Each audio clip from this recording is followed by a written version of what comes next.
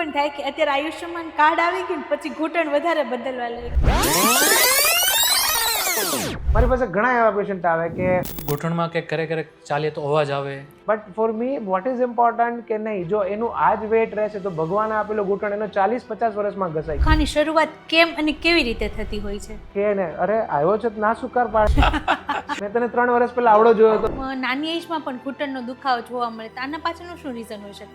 દાદર ચડ ઉતર કરવા અથવા તો રનિંગ જે કરવું, આપણને એ પણ પ્રશ્ન હોય ને કે રનિંગ થી ઘસાય. સીડી ઉતરવાથી ચડવાથી ઘૂંટણ ઘસાઈ જાય છે. પછી જે એડલ્ટ ગ્રુપ આવે જેમ મારે મારા ઘૂંટણને સારા રાખવા છે તો કેવા પ્રકારના મારે ન્યુટ્રિશન લેવા જોઈએ? એટલું એ તમારા માટે ઓવરઓલ હેલ્થ માટે. હાલવાથી નથી થતું પણ ઓવરવેટ એવું નથી. હા, મેડિસિનના રૂપમાં તમને બધું પણ થાય કે અત્યારે આયુષ્યમાન કાર્ડ આવી ગયું ને પછી ઘૂંટણ વધારે બદલવા લાગ્યું. પછી મારે કેવું પડે, જરૂર નથી.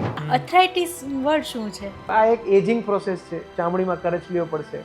હું મારા રેગ્યુલર રૂટીનમાં એવું કે નાની નાની એક્સરસાઇઝ એડ કરી શકું કે નહીં? પણ હું નીચે બેસીને ઊભા થાવ ને તો જરાક ટેકો લો. જવું જોઈએ કે કોઈ સર્જનને મળવું જોઈએ પહેલા? લોકોનું વજન, ટાયરને પહેલા આપણે રિક્ષાના ટાયર તમે જોયા હશો. ચાલવું એ એક એક્સરસાઇઝ છે. ચાલવું માત્ર એક્સરસાઇઝ કમ્પ્લેન કરતી હોય બધા પ્રોબ્લેમ અમારે, તમારે કાંઈ નહીં. એ યોગ્ય દર્દી માટે વરદાન રૂપ છે. એવું ને ત્યાર પછી મને ખાલી એ જ હતું કે નીનું રિપ્લેસમેન્ટ માટે હું તમારા ઘૂંટણનો દુખાવો સદંતર બંધ કરું. થાય છે ને, ની રિપ્લેસમેન્ટ કરે તો પછી એમને નહોતું જ કરાવવું પણ એમનું પ્રોબ્લેમ ને એવું હતું તેવું કીધું કે ની રિપ્લેસ કરાવો છે. તો પછી એનો એક ક્વેશ્ચન હતો કે હું મરી જઈશ તો પેલી ઢાંકણી પેલું વધે ને અવશેષ તો મારું એ હું સ્ટીલ નો વધશે. આ તો એક નાનો પ્રશ્ન છે. આનાથી ઉપરનો પ્રશ્ન અમારી પાસે સાહેબ, એના પછી તમે પાછું લેશો. જય શ્રી કૃષ્ણ. હર હર મહાદેવ. હું છું ઝીલ. હું છું જુલી. આપ સૌનું સ્વાગત કરીએ છીએ ઝીલ જુલી જમાવટમાં. આજની જમાવટનો એક સ્પેશિયલ એમ કહેવાય ને કે અલગ જ ઓરા છે. શું કામ? કેમ કે આજનો જે પોડકાસ્ટ છે ને સરળ ભાષામાં અને તમને સમજાય ને એ રીતે કરવાનો છે. અને આજનો પોડકાસ્ટ એવો છે ને કે જે તમને તમારી હેલ્થને ડાયરેક્ટ કન્ટ્રીબ્યુટ કરશે. અને આજે જે આપણી સાથે ગેસ્ટ છે ને એ દિલના ડોક્ટર છે. બરાબર, મારા ફેવરેટ, મારા ખાસ મિત્ર, પોતે 20 વર્ષથી પ્રેક્ટિસ કરી રહ્યા છે એઝ અ ની સર્જન સુરતમાં અનુપમ હોસ્પિટલમાં. તો ગેરંટી મારું છું કે એપ્રોક્સ 1 થી 1.5 કલાક જેવું ચાલશે પોડકાસ્ટ. પણ આ 1.5 કલાકના પોડકાસ્ટ સાંભળ્યા પછી બની શકે પોડકાસ્ટ થોડોક લાંબો છે તો 1.5 1.25 માં ચલાવો, તમને મજા આવે. પણ આ પોડકાસ્ટ આખો સાંભળજો, કારણ કે આ પોડકાસ્ટ કમ્પ્લીટ થશે ને એટલે તમને તમારા ઘૂંટણની કેર કઈ રીતે કરવી, જો પ્રોબ્લેમ નથી તો કેર કઈ રીતે કરવી, પ્રોબ્લેમ છે તો હવે શું ઈલાજ કરી શકાય, કયા પ્રકારનો પ્રોબ્લેમ છે, ઘણી બધી વસ્તુ જાણવાની છે. હા, અમે કદાચ ઇન્ટરનેટ ઉપરથી સર્ચ કરીને તમને બહુ સારી રીતે જણાવી શકતા હતા, પણ એક્સપર્ટ પાસેથી કે જેણે 10,000 થી વધારે સર્જરીઓ કરી છે એમની પાસે જાણીએ ને ખરેખર તો એ રિયાલિટી કહેવાય, અને તો એ વસ્તુ એમ છે કે એક્સપર્ટ પાસેથી જાણ્યું કહેવાય. સો સૌથી પહેલા આપણે વેલકમ કરીએ doctor Narendra Patel. Welcome sir. Thank you. કેમ છો sir? All well sir. Specially thank you કે તમે સુરતથી આવ્યા. આજે અમદાવાદમાં આપણે સરસ મજાનો પોડકાસ્ટ શૂટ કરીએ છીએ અને બહુ તમારી ભાવના મને ગમી કે આપણે પેશન્ટ નથી જોતા, આપણે લોકોને સાદું કરવું છે. લોકો સમજો કે જ્યાં જે તે સ્ટેજમાં અટવાયેલા છે ને, બરાબર, એ આગળ વધવા જોઈએ. બરાબર, એ તમારી ભાવના છે ને એ ખરેખર મને ગમી. અને તમે તમારો કિંમતી ટાઈમ આપો એ માટે થેન્ક યુ વેરી મચ જીલ અને જુલી તરફથી અને બધી ઓડિયન્સ તરફથી કે જે આ પોડકાસ્ટ સાંભળ્યા પછી બરાબર એ એમના જેટલા પણ દુખાવા છે બરાબર એમાંથી કદાચ કંઈક ને કંઈક એક અંશે રાહત મેળવશે અને સોલ્યુશન મેળવશે કે શું કરી શકાય. રીલ સ્ક્રોલ કરતા કરતા સમજો કે ઘણા સોલ્યુશન મળી જાય છે પણ આજે સાચો ને સચોટ જવાબ મળશે. એક્ઝેક્ટલી. કારણ કે ઘૂંટણનો દુખાવા પરથી છે ને મને એક બહુ ઓલી વસ્તુ યાદ આવે કે ઘણા પેશન્ટ હવે કેવું થઈ ગયું છે કે પેશન્ટ છે ને ડોક્ટર કરતા એક્સપર્ટ થઈ ગયા છે. બરાબર, તમારી પાસે પણ ઘણા આવતા હશે એવા કે ભાઈ સાહેબ. જમાનો તો કેવું છે કે પહેલા એક સમય ગૂગલ હતું, હવે એમના પણ પિતાશ્રી આવી ગયા છે, chat GPT. I think everything as a special way થઈ જાય. હા, બરાબર છે. તો આ જમાનાની અંદર કઈ ઇન્ફોર્મેશન ને એક્ઝેક્ટલી સાચી માનવી અને કઈ નહીં, અને ખાસ કરીને જ્યારે ઇન્ફોર્મેશન બેઝ હોય ત્યારે ઘણીવાર ભ્રમિત થઈ જવાના ચાન્સીસ. એક્ઝેક્ટલી. મારું અહીંયા જ્યારે મને વાત આપણી થઈ તો મેં જે તમને કહ્યું કે let's don't do for my self. મારે મારા માથે નથી કરવું. કે ઘણીવાર પોડકાસ્ટનો એક મહત્વ તો એ હોય કે લોકો મને જાણે, પણ મારો એક હેતુ એ છે કે ખરેખર સાચી ઇન્ફોર્મેશન મળે, બેઝિક ક્વેશ્ચનના ઇન્ફોર્મેશન મળે અને લોકો આ પોડકાસ્ટ દ્વારા પોતાના અત્યારે પ્રોબ્લેમ છે તો એના વિશે એમને જાણકારી મળે. બાય ચાન્સ નથી તો ફ્યુચરની અંદર પ્રિવેન્શન, ધ્યાન કઈ રીતે રાખવું, અથવા ફ્યુચરમાં એના લક્ષણોને પારખવા કઈ રીતે, તો આ બધાની વિશે એમને એક ક્લિયર કટ એક દિશા મળે, સચ ધેટ છેલ્લે તો અલ્ટિમેટલી અનુભવ છે જે કામ લાગશે. અને તમે જે કીધું તો હું મારી જાતને એક ની સર્જન તરીકે નહીં વ્યાખ્યાયિત કરું, બિકોઝ અલ્ટિમેટલી એનામાં સર્જન શબ્દ છે. તો અલ્ટિમેટલી એવું કહી શકાય કે અચ્છા તો અલ્ટિમેટલી તો સર્જરી ના, સર્જનને હું સર્જન તરીકે લઈશ કે અચ્છા એક સર્જન કરે છે એક સારી હેલ્થનું, અને હું મારી જાતને ની સ્પેશિયાલિસ્ટ કહીશ તો એ વ્યક્તિત્વનું હું નિર્માણ કરીને મારી જાતને ફૂલફિલ અનુભવું છું કે નહીં, જ્યાં જે જરૂર છે એ જ વસ્તુ પેશન્ટને મળે. કારણ કે મેં મારી જિંદગીમાં એવું જોયું છે ઘણી બધી વાર કે મારી સામે બે જવાબ હોય કે આની અંદર ઓપરેશન થાય અને ઓપરેશન વગર પણ સારું થાય, પણ અંદરનો એક પહેલો જવાબ આપે અમે જરૂર નથી, તો અંદરનો અચાનક જવાબ બહાર આવી જાય. and that's where I feel more satisfied in doing practice. So that's where I think કે આપણે આજે મળીએ તો મારા માટે નહીં કરીએ. Super super. તમે હમણાં વાત કરી તેમાં ઘણા પેશન્ટ્સ પણ એવા આવતા હશે ને કે સાહેબ મારા ગોઠણ બદલી નાખો ને. હા એવું પણ, કારણ કે હવે કેવું છે, પહેલા એક જમાના આજથી 20 વર્ષ પહેલાની વાત કરું એટલે મે બી મારી પ્રેક્ટિસની શરૂઆતના વર્ષમાં તો એવું હતું કે મારી સાઈડથી મારે કંઈક કહેવું પડતું, અને એમાંથી ધારો કે 10 પેશન્ટને કહે તો 2 પેશન્ટ હા પાડે, પણ કે તે સમયે ટ્રેન્ડ એવો હતો કે નહીં આ સર્જરી કરાવાય ન સર્જરી, જેમ કે ઘણા બધા એક મિથ હોય ને કે આ તો ના જ કરાવાય, રાઈટ? તો એવી રીતનું આની અંદર પણ હોય. તો ત્યારે મારા તરફથી કંઈ કહે તો એમાંથી અમુક હા પાડે ના પાડે. પછી જેમ જેમ સમયનો દોર આગળ વધતો ગયો, અવેરનેસ વધતી ગઈ, લોકો અલગ અલગ માધ્યમથી જાણતા થયા, એજ્યુકેટ થતા ગયા, એવી રીતે દે આર ઓલ્સો અવેર. અને બીજું કે અમુક સર્જરીનું એક સેમ્પલ સાઇઝ બને કે આ સર્જરી આ રિઝલ્ટ આપે છે, સો નાવ કોન્ફિડન્સ લોકોનો વધ્યો. સો ઇનસાઇડ ઓફ ધેટ, અને મારા માટે તો બેઝિકલી હવે 20 years ઓફ પ્રેક્ટિસ છે, તો મારે હવે કોઈ કન્વિન્સ કે એવું તો કંઈ આવતું નથી. There are patients who are ready and come. હા, મારી પાસે એક ચોઇસ હંમેશા રહે કે નથી જરૂર તો આઈ વિલ ડેફિનેટલી કન્વિન્સ કે યુ ડોન્ટ નીડ ધીસ, અથવા તમને આ સર્જરી નહીં, આનાથી નાના ઓપ્શનમાં, સિમ્પલ ઓપ્શન્સમાં you try it out. Okay. જેમ કે હું સિમ્પલ ઉદાહરણ આપું, ઘણા બધા પેશન્ટ્સ 120 kg વેઇટ હોય and they come for knee replacement. તો અંદરનો એક રાક્ષસ તો લાલચના રૂપમાં કહે ને, અરે આવ્યો છે ના સુકાર પાડ કમ પાડે છે, લક્ષ્મી છાંડલો કરવા આવે છે, થોડી પડાય. But for me what is important કે નહીં, જો એનું આ જ વેટ રહેશે તો ભગવાન આપેલો ઘૂંટણ એનો 40-50 વર્ષમાં ઘસાઈ ગયો. Definitely they don't come at 60. એ આવે 35-40 વર્ષે, 45, કે હવે it's too much. But that 120-150 kg weight and then doing knee replacement, ભગવાન પાસે ઘૂંટણ હારી ગયું તો મારા જેવા માણસ માટે તો જનરલી અમે 15-20 years એને એવરેજ કરતા હોય as a replacement surgery. In this case we can't guarantee. બરાબર. તો એ દ્રષ્ટિએ હું પહેલા કહું કે તમે એવું હોય તો જે કંઈ પણ ડાયટ મેઝરમેન્ટ્સ કરો, વેઇટ રિડક્શન કરો. ઇફ ઇન કેસ જરૂર લાગે તો હવે તો ઓબેસિટી સર્જરીઝ જે છે which are quite powerful, and એ પણ એના એક સમયથી પાસ થઈને હવે એક પુરવાર થઈ છે કે it's a good option, right. કરો. અને જો બહુ અર્લી સ્ટેજમાં હોય તો you may not need surgery, ઘૂંટણની સર્જરી નહીં જરૂર પડે. અને બાય ચાન્સ જરૂર પડે તો એટલીસ્ટ એની લોન્જીવિટી, એનું લંબાઈ વધશે, તમે કદાચ 5-10 વર્ષની જગ્યાએ 20 વર્ષ, જે આપણો ઓરિજિનલ ઉદ્દેશ એ પૂરો થશે. That's where I think. પણ સમજો ને કે ઘૂંટણના દુખાવાની શરૂઆત કેમ અને કેવી રીતે થતી હોય છે? એટલે હવે આપણે જેમ શબ્દ વાપરીએ એમ કે ફીવર, વોટ ઇઝ ફીવર? એક લક્ષણ છે. યસ, બરાબર. ફીવર ને આપણે જાણીએ તો એમ કે ફીવર મેલેરિયાનો હોય, કેન્સરનો હોય, ટાઇફોઇડનો હોય. તો ફીવર એ તો લક્ષણ છે, એ રોગ નથી. તો ઘૂંટણનો દુખાવો તમે જે પૂછ્યું એ તો લક્ષણ છે, તો એ તો દરેક એજમાં લાગુ પડી શકે, right from beginning of my life to the end of my life. તો દરેક જગ્યાએ એના રીઝન્સ અલગ અલગ હોય. જેમ કે બહુ અર્લી એજ ગ્રુપની અંદર કહું તો જનરલી આપણે બાળકોમાં એટલી કઈ ઘૂંટણની ખાસ પ્રોબ્લેમ જોવા નહીં મળે. યસ, જનરલી મારી પાસે કોઈ પેશન્ટ આવે બાળકોના રૂપમાં તો generally they are in the age group of 8 to 14, જે પ્યુબર્ટલ એજ છે, જેમ કે જે અત્યારે ગ્રોઈંગના ફાસ્ટ સ્ટેજમાં છે, જેમની હાઇટ એકદમ વધવાની છે, રાઈટ? નો દે સડનલી આપણે જોઈએ આપણે બાળકો, અરે મેં તને 3 વર્ષ પહેલા આવતો જ જોયો છે. They are very active, playing sports, ઘણું બધું કરતા હોય. તો એ દરમિયાન બોડીની અંદર મસલ્સ અને બોન એ બંને એક સાથે વધવા જોઈએ, બટ ધેર ઇઝ સમ ડિસ્ક્રિપન્સી. એને કહેવાય વિકાસનો દુખાવો, ગ્રોથ પેઇન. આ પણ એક પેઇનનું રીઝન છે. જેમ કે અમુક ટિપિકલ જગ્યા પર થાય, જેમ કે આપણે એમ કે ઘૂંટણના નીચલા ભાગમાં જ્યાં એના વધવાની એક જગ્યા છે જેને ટિબિયલ ટ્યુબ્રોસિટી અંગ્રેજી ભાષાનો શબ્દ છે, આપણે સમજાય નહીં, પણ તો ઘણા બધા બાળકો એ રીતે લઈને આવે. ટિપિકલી દે છે કે સાંજે દુખાવો થાય, આખો દિવસ રમશે, સાંજે દુખે, પાછું બહુ પેલું થાય, સવારે ઉઠે તો પાછા હતા તેવા. No that kind of pain એ જનરલી ઘણા બધા લોકો આ એજ ગ્રુપમાં આવે. બેસિકલી એ ગ્રોથ પેઇન છે કે એ ફિઝિયોલોજીકલ પેઇન છે, આવશે થોડોક ટાઈમ, થોડું એ આગળ વધશે એજમાં, હાઇટ થોડી અચીવ થશે. એ મીનવાઇલ થોડા સિમ્પટોમેટિક સપોર્ટ જ આપવાનો હોય. એન્ડ સમજણ બહુ જરૂરી હોય છે.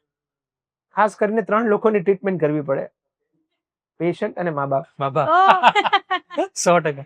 બીકોઝ ત્યાં એ જ જરૂરી હોય કે not getting into concern, right. પછી જે એડલ્ટ ગ્રુપ આવે, જેમ કે એડોલેસન્ટ છે કે they are active in sports, or મતલબ આપણે રોજબરોજનો વ્યવસાય જીવન છે, બેસવું ઉઠવું પડવું, and that's all common accidents. તો લેગામેન્ટ ઇન્જરીઝ ને એવું બધું કોમન હોય. સ્પોર્ટ્સ ઇન્જરીઝ Injuries કહેવાય જે હોય. પ્રકાર, એની ઈજાની વ્યાખ્યા અલગ અલગ હોઈ શકે, પણ basically ligament injuries are very common એ ગ્રુપની અંદર. અને ફ્રેક્ચર્સ ડેફિનેટલી ધીઝ આર, એમ જોવા જાય કે 10 માંથી 8 કારણ આમાં જઈ શકે. અને થર્ડ, જેમ કહેવાય કે આપણી અત્યારે લાઈફસ્ટાઈલ આખી ચેન્જ છે. આપણે આજથી 50-100 વર્ષ પહેલા અગર 18-20 વર્ષના વ્યક્તિત્વને આપણે જોઈએ તો they are mostly in their shape. પણ અત્યારે there is no definition what is shape, right? કારણ કે lifestyle changes, junk foods, habits and exercise નો અભાવ, આ બધાને લઈને ultimately height to body weight ratio છે ઓલ્ટર થઈ જાય, જેને આપણે એક ભાષામાં બોડી માસ ઇન્ડેક્સ કહીએ. એ ઓલ્ટર થઈ જાય તો જે વજન જે ઘૂંટણમાં પડે એને આપણે સાદી ભાષામાં એમ કરીએ કે રિક્ષાનું ટાયર હોય ને ટેમ્પોનું વજન થાય તો ઘૂંટણ ઓવરલોડ થાય. તો યંગ એજ ગ્રુપની અંદર ઘસારો નહીં આવશે એટલો જલ્દી, પણ જે ઘૂંટણનો બાયોમેકેનિક્સ છે કે આપણે સીધી ભાષામાં એક કૂવાનું ઉદાહરણ લઈએ ને, કૂવામાંથી પાણી ખેંચવું હોય તો ગરગડી હોય, આ ગરગડી હોય એના ઉપર એક દોરી જાય. ધારો કે અઝ્યુમ કરો કે ગરગડી ના હોય અને ડાયરેક્ટ પાણી ખેંચવું હોય તો અઘરું પડી જાય. અને તમે ગરગડી પરથી દોરી પાસ કરો તો ખેંચવા વાળાને પ્રોબ્લેમ નથી, રાઈટ. તો એવી જ સિમ્પલ ગરગડી વાળી મિકેનિઝમ આપણા ઘૂંટણમાં છે, રાઈટ. અને એ હિન્જ જોઈન્ટ એટલે કે એ મિકેનિઝમમાં જ્યારે તમે વિચારો કે જો એની ઉપર જે વજન એની હાઇટ પ્રમાણે હોય છે એના કરતા 2 ગણું 5 ગણું ઉમેરી દો તો એ દોરી પર કેટલો લોડ પડશે, ડેફિનેટલી. તો એને લઈને ઓવર સ્ટ્રેઇનના પેઇન આવે. That is also common in young or middle age group.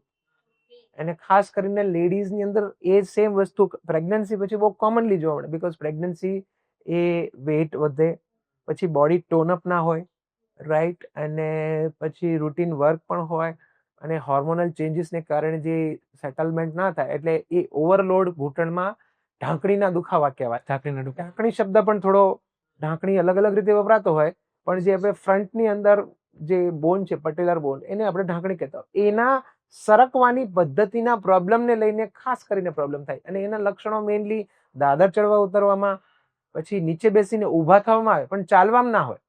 કારણ કે ચાલવામાં ગરગડી કામ કરતી થઈ જાય સીધી. ખેંચવાનું ક્યારે હોય? જ્યારે બેસીને ઊભા થાય ને ત્યારે મુવમેન્ટ આવશે ત્યારે.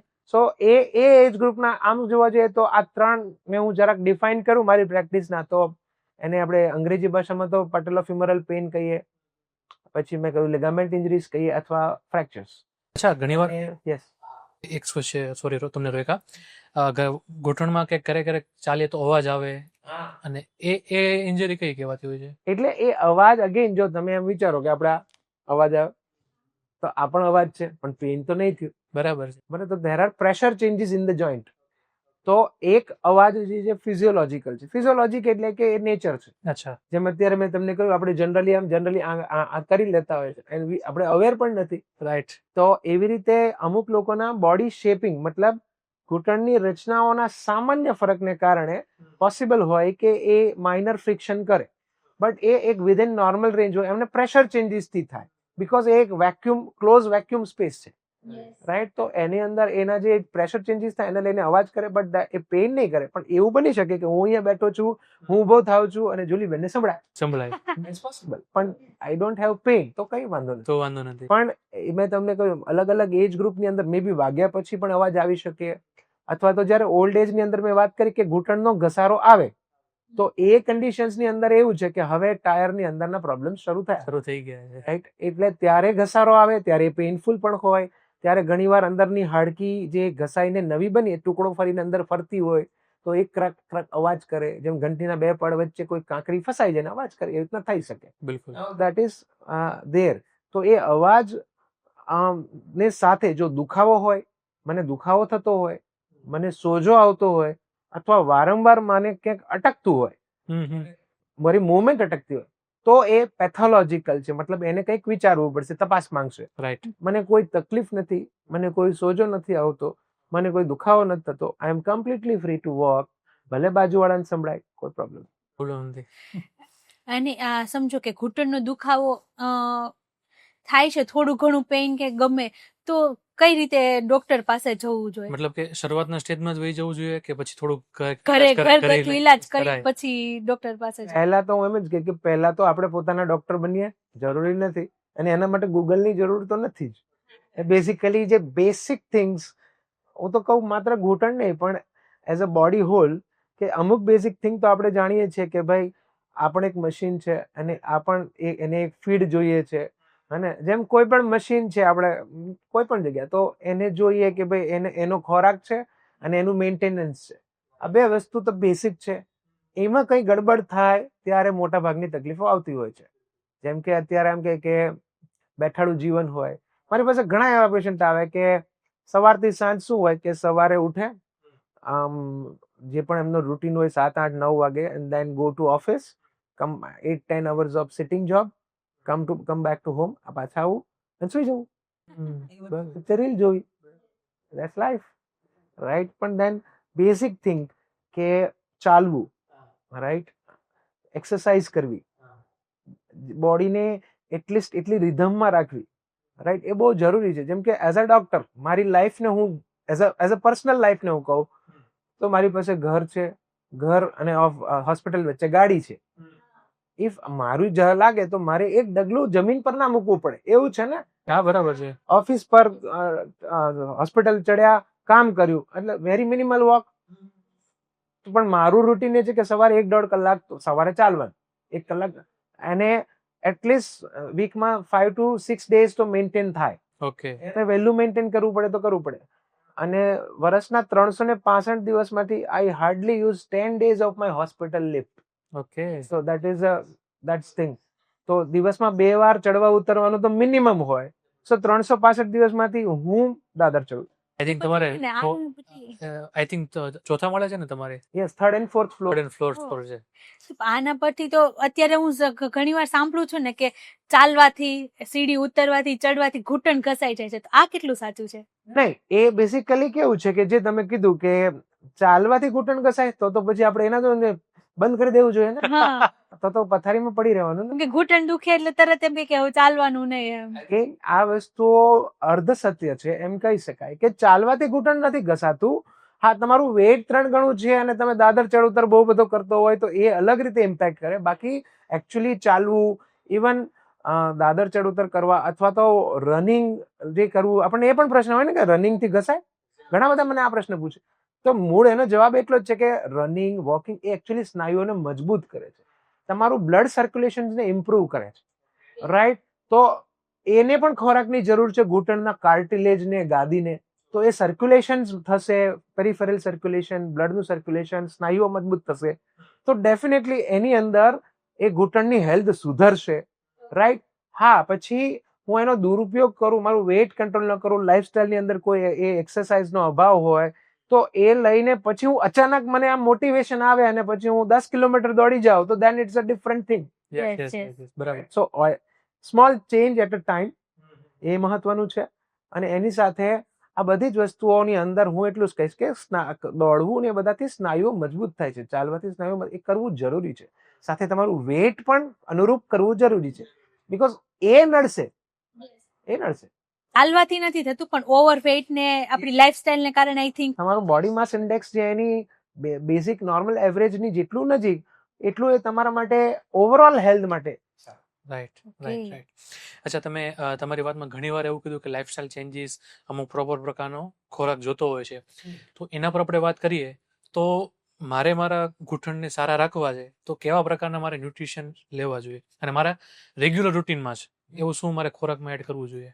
સો ફંડામેન્ટલી હું એને ઘૂંટણની હેલ્થ તરીકે તો નહીં કહું, પણ ઓવરઓલ બોડી હેલ્થની અંદર જે આપણે જાણીએ છીએ કે હેલ્ધી ન્યુટ્રિશન ફૂડનો અર્થ જેમાં આપણે એન્ટીઓક્સિડન્ટ્સ અને જે બેસિક ન્યુટ્રિશન્સ બધા સપ્રમાણ મળે, જેમ કે ફ્રૂટ્સ, ગ્રીન લીફી વેજીટેબલ્સ, આ બધું જે કહેવાય ને કે ઓવરઓલ બોડી હેલ્થ માટે જે જરૂરી છે એ ઘૂંટણ માટે જરૂરી છે. બેસિકલી વેટ કંટ્રોલ કરશો તો ઘૂંટણ માટે સ્પેશિયલી આ ખોરાક ખાઓ અથવા આ ખાવાથી ઘૂંટણ વધારે સારું થઈ જશે એવું કોઈ સ્પેશિયલી એ મટીરિયલ કે એવું નથી. હા, મેડિસિનના રૂપમાં તમને બધું મળી જાય. રાઈટ જેમ કે આમ થોડા ઘૂંટણની ગાદીની પ્રોટેક્શનની દવાઓ છે, ગ્લુકોઝામાઇન, કોન્ડ્રોઇટિન અને ડાયસેરિન અને ઘણા બધા કે રોઝહિપ, આ બધા મોલેક્યુલ્સ છે વિચ આર એબ્સ્ટ્રેક્ટ્સ, બરાબર છે, કઈ ને કોઈ જગ્યાએથી, અને એ નેચરલ સોર્સમાંથી બનાવીને એને દવાના રૂપમાં આપીએ છીએ.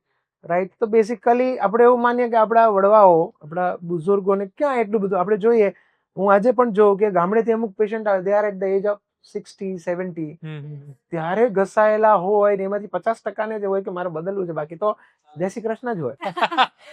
કેમ કે એ લોકોને એક માનવું પણ છે કે ભગવાને આપેલું હોય ને એ મૂળભૂતથી બદલાય નહીં. યસ, એને નેચરલી એ લોકોનો જયારે એવા ઘૂંટણને ક્યારેક બદલતા હોય ને, એમાં અમે લોકોને એમ, તમે અમને જુઓ ને તો એઝ અ ઘૂંટણના રિપ્લેસમેન્ટ તરીકે અમે પેલા મિસ્ત્રી કામ જ કરતા. મારી પાસે જે સો હોય, જે કટિંગ મશીન, તો એમાં બ્લેડ હોય. એટલે તમે કદાચ અમુક લોકો તો જોવે તો એને એમ થાય કે આ શું છે, આ ડોક્ટર છે. એ જયારે ઓલ્ડ એજના અને ગામડાના પેશન્ટોને તો અમારી બ્લેડ બુઠ્ઠી થઈ જાય. રાઈટ, એટલો સ્ટ્રોંગ બોન હોય. ઓહ જબરદસ્ત. ટાઈમ્સ એવું થયેલું છે. અને એટલા સ્ટ્રોંગ બોન હોય તો એક બીજું બી કન્ફ્યુઝન લોકોનું હોય કે કેલ્શિયમ ખાવાથી સાંધાની મજબૂતી. કેલ્શિયમ હાડકાની મજબૂતી માટે છે.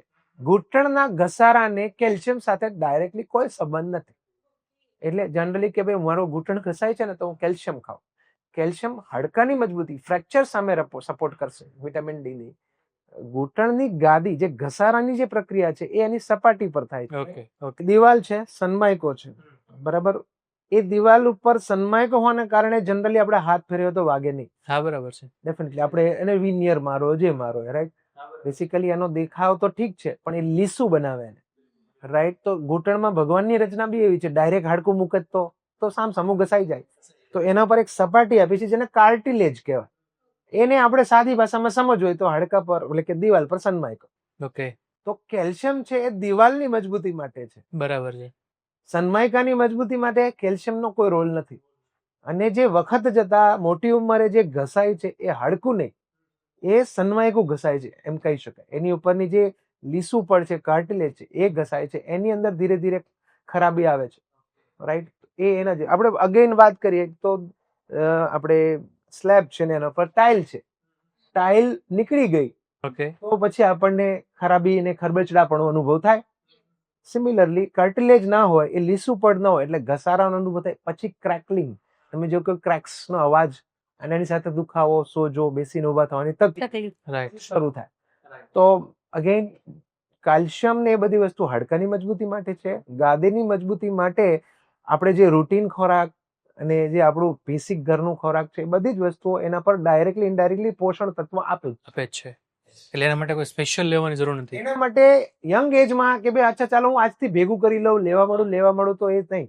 એના માટે બેસિકલી બે જે મેઇન ઇમ્પોર્ટન્ટ જરૂર છે, તમારું બોડી માસ ઇન્ડેક્સ, તમારું વજનને કંટ્રોલ રાખો, અને સેકન્ડ એક્સરસાઇઝ નો એક જીવનનો પાર્ટ હોવું જરૂરી છે. દેટ ઇઝ, એ કેવું છે કે તમે કેટલા વેલ્ધી છો એને તમારી હેલ્થ સાથે કાંઈ લેવા દેવા નથી.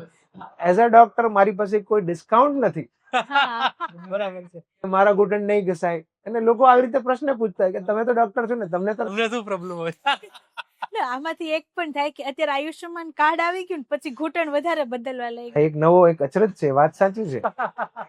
તો એક પ્રશ્ન અમને પણ થાય કે અચ્છા, એટલે તમે અચરજની વાત એ છે કે બધા આયુષ્યમાન કાર્ડ કોઈ સર્જન ડિપેન્ડન્ટ સર્જરી નથી થતી. કાર્ડ ડિપેન્ડ કાર્ડ ડિપેન્ડન્ટ એટલે આવતા છે તો કહી દેતા છે ને અમારી પાસે કાર્ડ છે તો તમે તો કે અચ્છા બદલાવો તમારે જરૂર છે. હવે કે એક છે ને બીજો ઓછો દુખે છે પણ કરી નાખો. નાખો ને. પછી મારે કેવું પડે જરૂર નથી. સો ઇટ ઇઝ લાઈક ને ફ્રી થિંગ્સ ઘણીવાર, અને એમાં ઘણીવાર પછી લોકોને અસંતુષ્ટિ થાય. That's one of the reason કે કેમ મને સારું નથી. એ જરૂર હતી એ પહેલા, અને યોગ્ય જરૂર હતી કે એના કરતા બીજા ઓપ્શન હતા જે હું એક્સપ્લોર કરી શકતો હતો. ઘણીવાર આપણે એને જે ફ્રી હોય, ડિસ્કાઉન્ટેડ સેલ હોય, યસ લઈ લો ફટાફટ કરી દો. હા. બોડી સાથે તો એ રીતે ના થાય, રાઈટ? તો મને જરૂર છે કે નહીં એ મારે જાણવું જોઈએ, કેટલો જરૂર છે, ક્યારે જરૂર છે એ જાણવું જોઈએ, અને મને ખરેખર આ જ ઓપ્શનની જરૂર છે, એના પહેલા ઓપ્શન છે, આ બધી વસ્તુઓને એક્સપ્લોર કરવી જોઈએ. પહેલાના લોકોમાં જોવા જાય ને તો જનરલી ઘૂંટણનો દુખાવો એટલો બધો જોવા નહોતો મળતો, પણ અત્યારે જનરલી નાની એજમાં પણ ઘૂંટણનો દુખાવો જોવા મળે. તો આના પાછળનું શું રીઝન હોઈ શકે? જેમ કે હમણાં આપણે થોડી વાર પહેલા જે એક ડિસ્કશન કર્યું કે તમે એને ઓબ્ઝર્વ કરો તો જે ગામડાની અંદર જે વસ્તુઓ ખોરાકના સ્વરૂપમાં હતી એ પણ શુદ્ધ હતી, રાઈટ? જેમ કે કદાચ તમે હું આપણે જે બેકગ્રાઉન્ડમાંથી આવીએ છીએ, સૌરાષ્ટ્રીયન બેકગ્રાઉન્ડમાંથી, તો આપણે જાણીએ છીએ કે આપણે જ્યારે ગામડે જઈએ તો જ્યારે એ ખોરાક હતો, એમના ઘીની વાત કરો કે તમે એમના જે કંઈ પણ એમના રૂટીન ખોરાકમાં જે પણ આપણે જોયું તો એક શુદ્ધ સાત્વિક, આ ભેળસેળ વગરનું અને હોય, અને તો એ દ્રષ્ટિએ એમના શરીરની અંદર પોષણ તત્વોનો જે બરાબર માત્રા હોય એ સમય ટુ સમય જળવાવી, એની સામે એ લોકો એટલું શ્રમ કરતા. રાઈટ. લાઈફ એવું નહોતું કે બેઠાડું હતી, એના પ્રમાણે એમનું નેચરલ શ્રમ હતો. ખેતી કરવી, ઘરના કામકાજની અંદર જે કંઈ પણ કરવું, તો શરીરનું કસાયેલા રહેવું, હા ને, એ બહુ ત્યારે થયું. અત્યારે ઘસાયેલા રહેવું, બરાબર છે. અને આજના જમાનામાં શું છે કે મોસ્ટ ઓફ આપણે આજની પેટર્ન શું છે, કેવી રીતે હું ઓછું કામ કરી અને બેસી અને પૈસા કમાઉં. Exactly. No one wants to go કે હું ખેતી કરું, no one wants to go કે હું ફિલ્ડ ઉપર વર્ક કરું. એક્ઝેક્ટલી. તમે અત્યારે યંગ જનરેશન કહો તો એ કયા બિઝનેસ અથવા કઈ ટાઈપની પ્રોસેસીસ પસંદ કરશે જ્યાં મારે ઓછું દોડવું પડે? નથિંગ રોંગ, પણ તો પછી તમારે એનો સમય અલગથી કાઢવો પડશે. પહેલાના જમાનામાં કામ અને કસરત ભેગી હતી. અત્યારે સ્માર્ટ વર્કમાં જાય છે એટલે આપણે જીમ કે એક્સરસાઇઝ.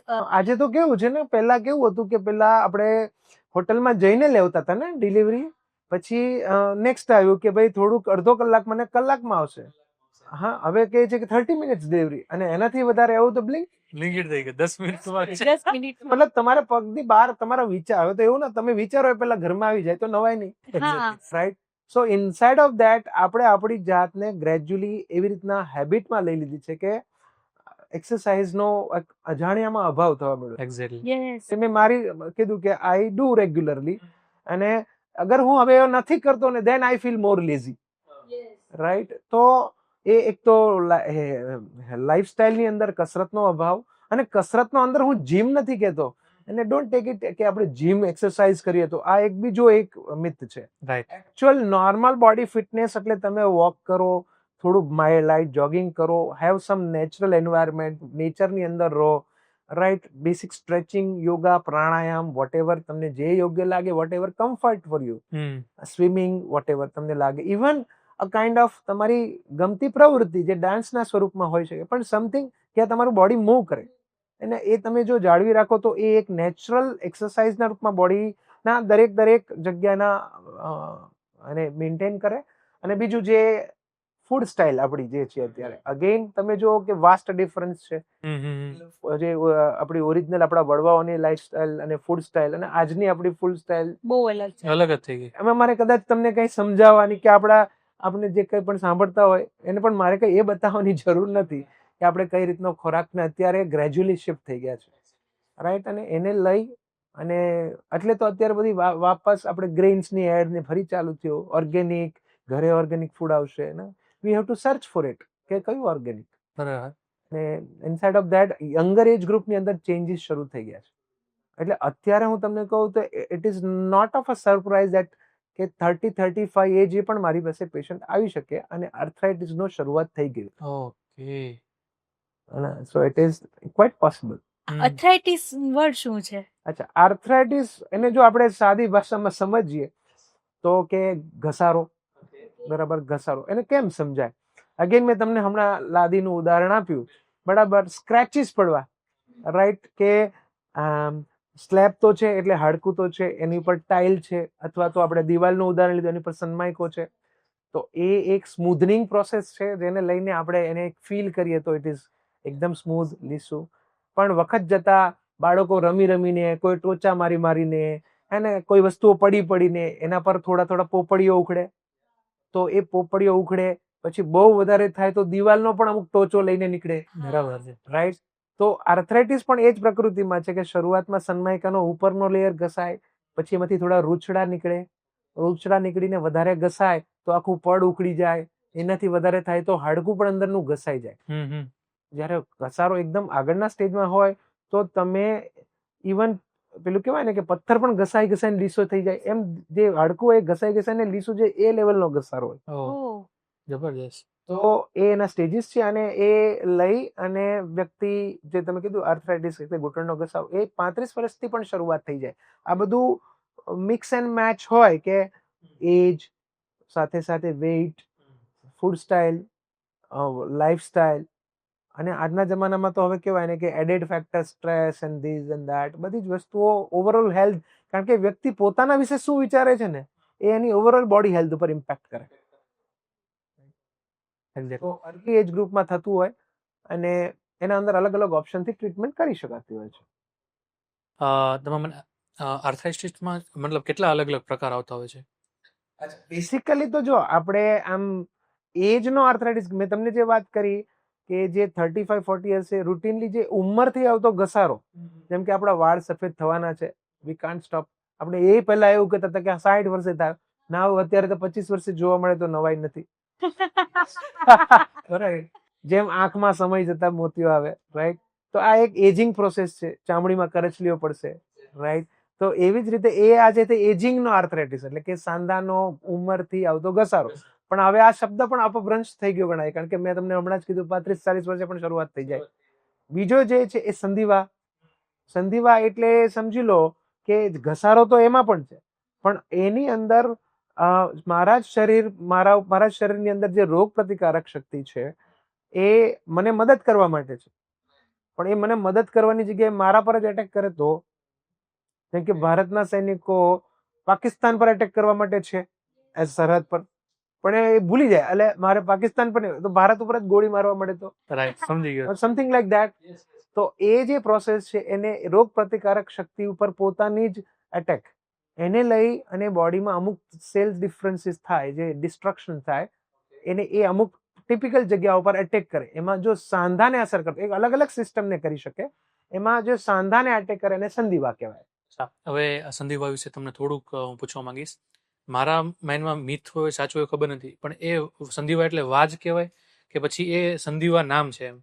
અચ્છા, વાનો રોગ છે કે મને વાના કારણે થાય છે? હા, એટલે જનરલી કેવું છે, લેમેન્ટમ એટલે કે સામાન્ય માણસ અલગ અલગ રીતે વાપરતો હોય, તો એ સંધિવા અને વાને એક રીતે યસ એક જ વર્ડ કહી શકાય, કારણ કે વા બોલે કે સંધિવા બોલે. વાયુ પ્રકૃતિ હોય એવા લોકોને વધારે થતું હોય એ રીતનું કંઈ? હા, એટલે હવે એ આયુર્વેદિક ભાષાની અંદર તો ઘણા બધા ટર્મ્સ છે, કદાચ હું એના માટે યોગ્ય વ્યક્તિ નથી, પણ હા, વાયુ પ્રકૃતિ તો આ થતું હોય એવું બધું મેં પણ સાંભળતા હોય, રાઈટ. મારા માટે એઝ એન સાયન્સની દ્રષ્ટિએ હું કહી શકું તો મેં તમને જે કહ્યું એ દ્રષ્ટિએ weight, lifestyle and everything matters, right. તો એ થતું હોય, પણ આ બે મેઇન જે સંધિવા અને ઘૂંટણના ઘસારાનો વા, એ આપણે રૂટીનલી કોમન 9/10 આપણે જોઈ શકીએ. બીજો જે કોઈ પુરાના સમયમાં વાગ્યું હોય, ત્યાર પછી એની પ્રોપર કેર ન થઈ હોય, એને ચાલતા રહેતું હોય, તો એને લઈને આગળ ભવિષ્યમાં સાંધો ઘસાઈ જાય. કદાચ કોઈ ફ્રેક્ચર થયું હોય, એની પ્રોપર ટ્રીટમેન્ટ ના થઈ હોય, અને ત્યાર પછી એને પ્રોબ્લેમ શરૂ થાય તો પણ એ ઘસાઈ જાય. પરફેક્ટ. તો પ્રિવેન્શન માટે શું કરવું જોઈએ? જેમ કે આપણે ઓલરેડી વાત કરી, એ પ્રિવેન્શનનો જ એક ભાગ છે કે મારે કસરત કરવી, લાઈફસ્ટાઈલની અંદર મારે ચેન્જ કરવા, મારે જોવું પડશે કે મારો જે બિઝનેસ કે હું કંઈ પણ કામ કરું છું, શું એ મને ફિઝિકલ એક્ટિવિટી ઇન્સ્પાયર મતલબ એમાં આવે છે, નથી આવતી તો મારે અલગથી ટાઈમ કાઢવો જ પડશે. There is no option to that. કારણ કે આજે એ વસ્તુ નથી થતી, કારણ કે મોટા ભાગના લોકો, આજની વખતે મને કેસ યાદ આવ્યો, અમે કોમ્પ્યુટરનું બધું ટ્રેનિંગનું ચલાવીએ, બરાબર? તો એક છોકરાને મેં પૂછ્યું, બધું તારે ભાઈ કોમ્પ્યુટર ફિલ્ડમાં શું કામ આવું છે એમ? કે બેઠા બેઠા કામ થાય ને એટલે. એનાથી મોટું હોય આગળ કઈ નથી એમ, ભાઈ એક ઓફિસમાં બેઠા બેઠા કામ થાય, અને હવે કલ્ચર વધવાનું છે. તો એક મારો એ પણ સવાલ છે કે શું એવા લોકો સ્પેશિયલ ટાઈમ નથી કાઢી શકતા? કારણ કે હું મારી પોતાની વાત કરું ને તો મારે કસરત કરવી હોય છે, ટાઈમ હોય છે પણ હું નથી નીકળતો મારાથી. તો હું મારા રેગ્યુલર રૂટીનમાં કોઈ નાની નાની એક્સરસાઇઝ એડ કરી શકું કે નહીં? Yes, definitely. જેમ કે મેં લોકો માટે એ રીતનો એક વિડીયો પણ બનાવ્યો છે કે કેવી રીતે ઘરગથ્થુ વિડીયો મતલબ તમે કરી શકો એક્સરસાઇઝ બેસિક. એના માટે કોઈ રોકેટ સાયન્સની જરૂર નથી, પણ તમે તમારા ઘૂંટણની નોર્મલ હેલ્થ કઈ રીતે સારી રીતે કરી શકો એના માટે. જેમ ચાલવું, અને એ તો આપણા માટે છે જ, ચાલવું રૂટીન લાઇટ જોગિંગ, ગાર્ડનમાં જવું બેસવું, એ બધું તો આપણા માટે છે જ.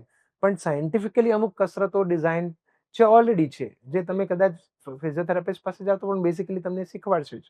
તો એ તમે ઘરે પણ કરી શકો. આપણે ચાહીએ તો એને લિંકમાં જોડીને પણ મૂકી શકીએ છીએ. યસ, એમના માટે ઇઝી રહે કે ઓકે આટલું હું ઘરે કરું તો ડેફિનેટલી બેસિક એક્સરસાઇઝ થાય. અને પછી કેવું છે કે માની લો કે તમે જે મને પ્રશ્ન પૂછ્યો પ્રિવેન્શન માટે બીજું શું, યસ યસ. રાઈટ? તો હવે માની લો કે આર્થરાઇટિસની શરૂઆત થઈ જ ગઈ, થોડી ઘણી છે, આપણને એવું નથી કે ટકોર મારીને આવશે. એ તો પહેલા કેવી રીતે આવશે કે ભાઈ આમ ઓકે જ છે, આઈ એમ ફાઇન, પણ હું નીચે બેસીને ઊભા થાવ ને તો જરાક ટેકો લેવો પડે છે. ઓકે. ઓકે. અને આવો પ્રોબ્લેમ થાય છે. પછી હું એક ધારું પલાઠી વાળીને હવે બેસી નથી શકતી, થોડીક વાર પછી ખોલવી પડે છે. ઓકે. ઓકે. હું દાદર ચડઉતર કરું છું ત્યારે થોડોક પ્રોબ્લેમ છે. આમ મને રાત્રે સરસ ઊંઘ આવી જ જાય છે, પણ ક્યારેક ક્યારેક છે ને પડખા ફરું ને તો એમ થાય કે ઊંઘ ઉડી ગઈ. ઊંઘ ઉડી ગઈ. Now, એ બહુ સિમ્પલ એન્ટ્રી છે કે જ્યાંથી એ મારા ઘૂંટણમાં, અને generally that at the age of 15 અલગ વાત છે, 15 ની ઉંમર, અને આ જ વસ્તુ 30-35 હોય તો કદાચ અલગ કારણ છે કે જ્યાંથી આપણે એમ કહેવાય કે નાવ the evil is coming in. હા. Yes. એટલે લક્ષણો આ ટાઈપના લક્ષણો દેખાય એટલે બસ આપણે સમજી જવું. એલર્ટ રહેવું જોઈએ. એ સિગ્નલ્સ છે. એનો મતલબ એવું જ નથી કે દરેક આ લક્ષણ એટલે ઇઝ ઇક્વલ ટુ આર્થરાઇટિસ, એવું નથી.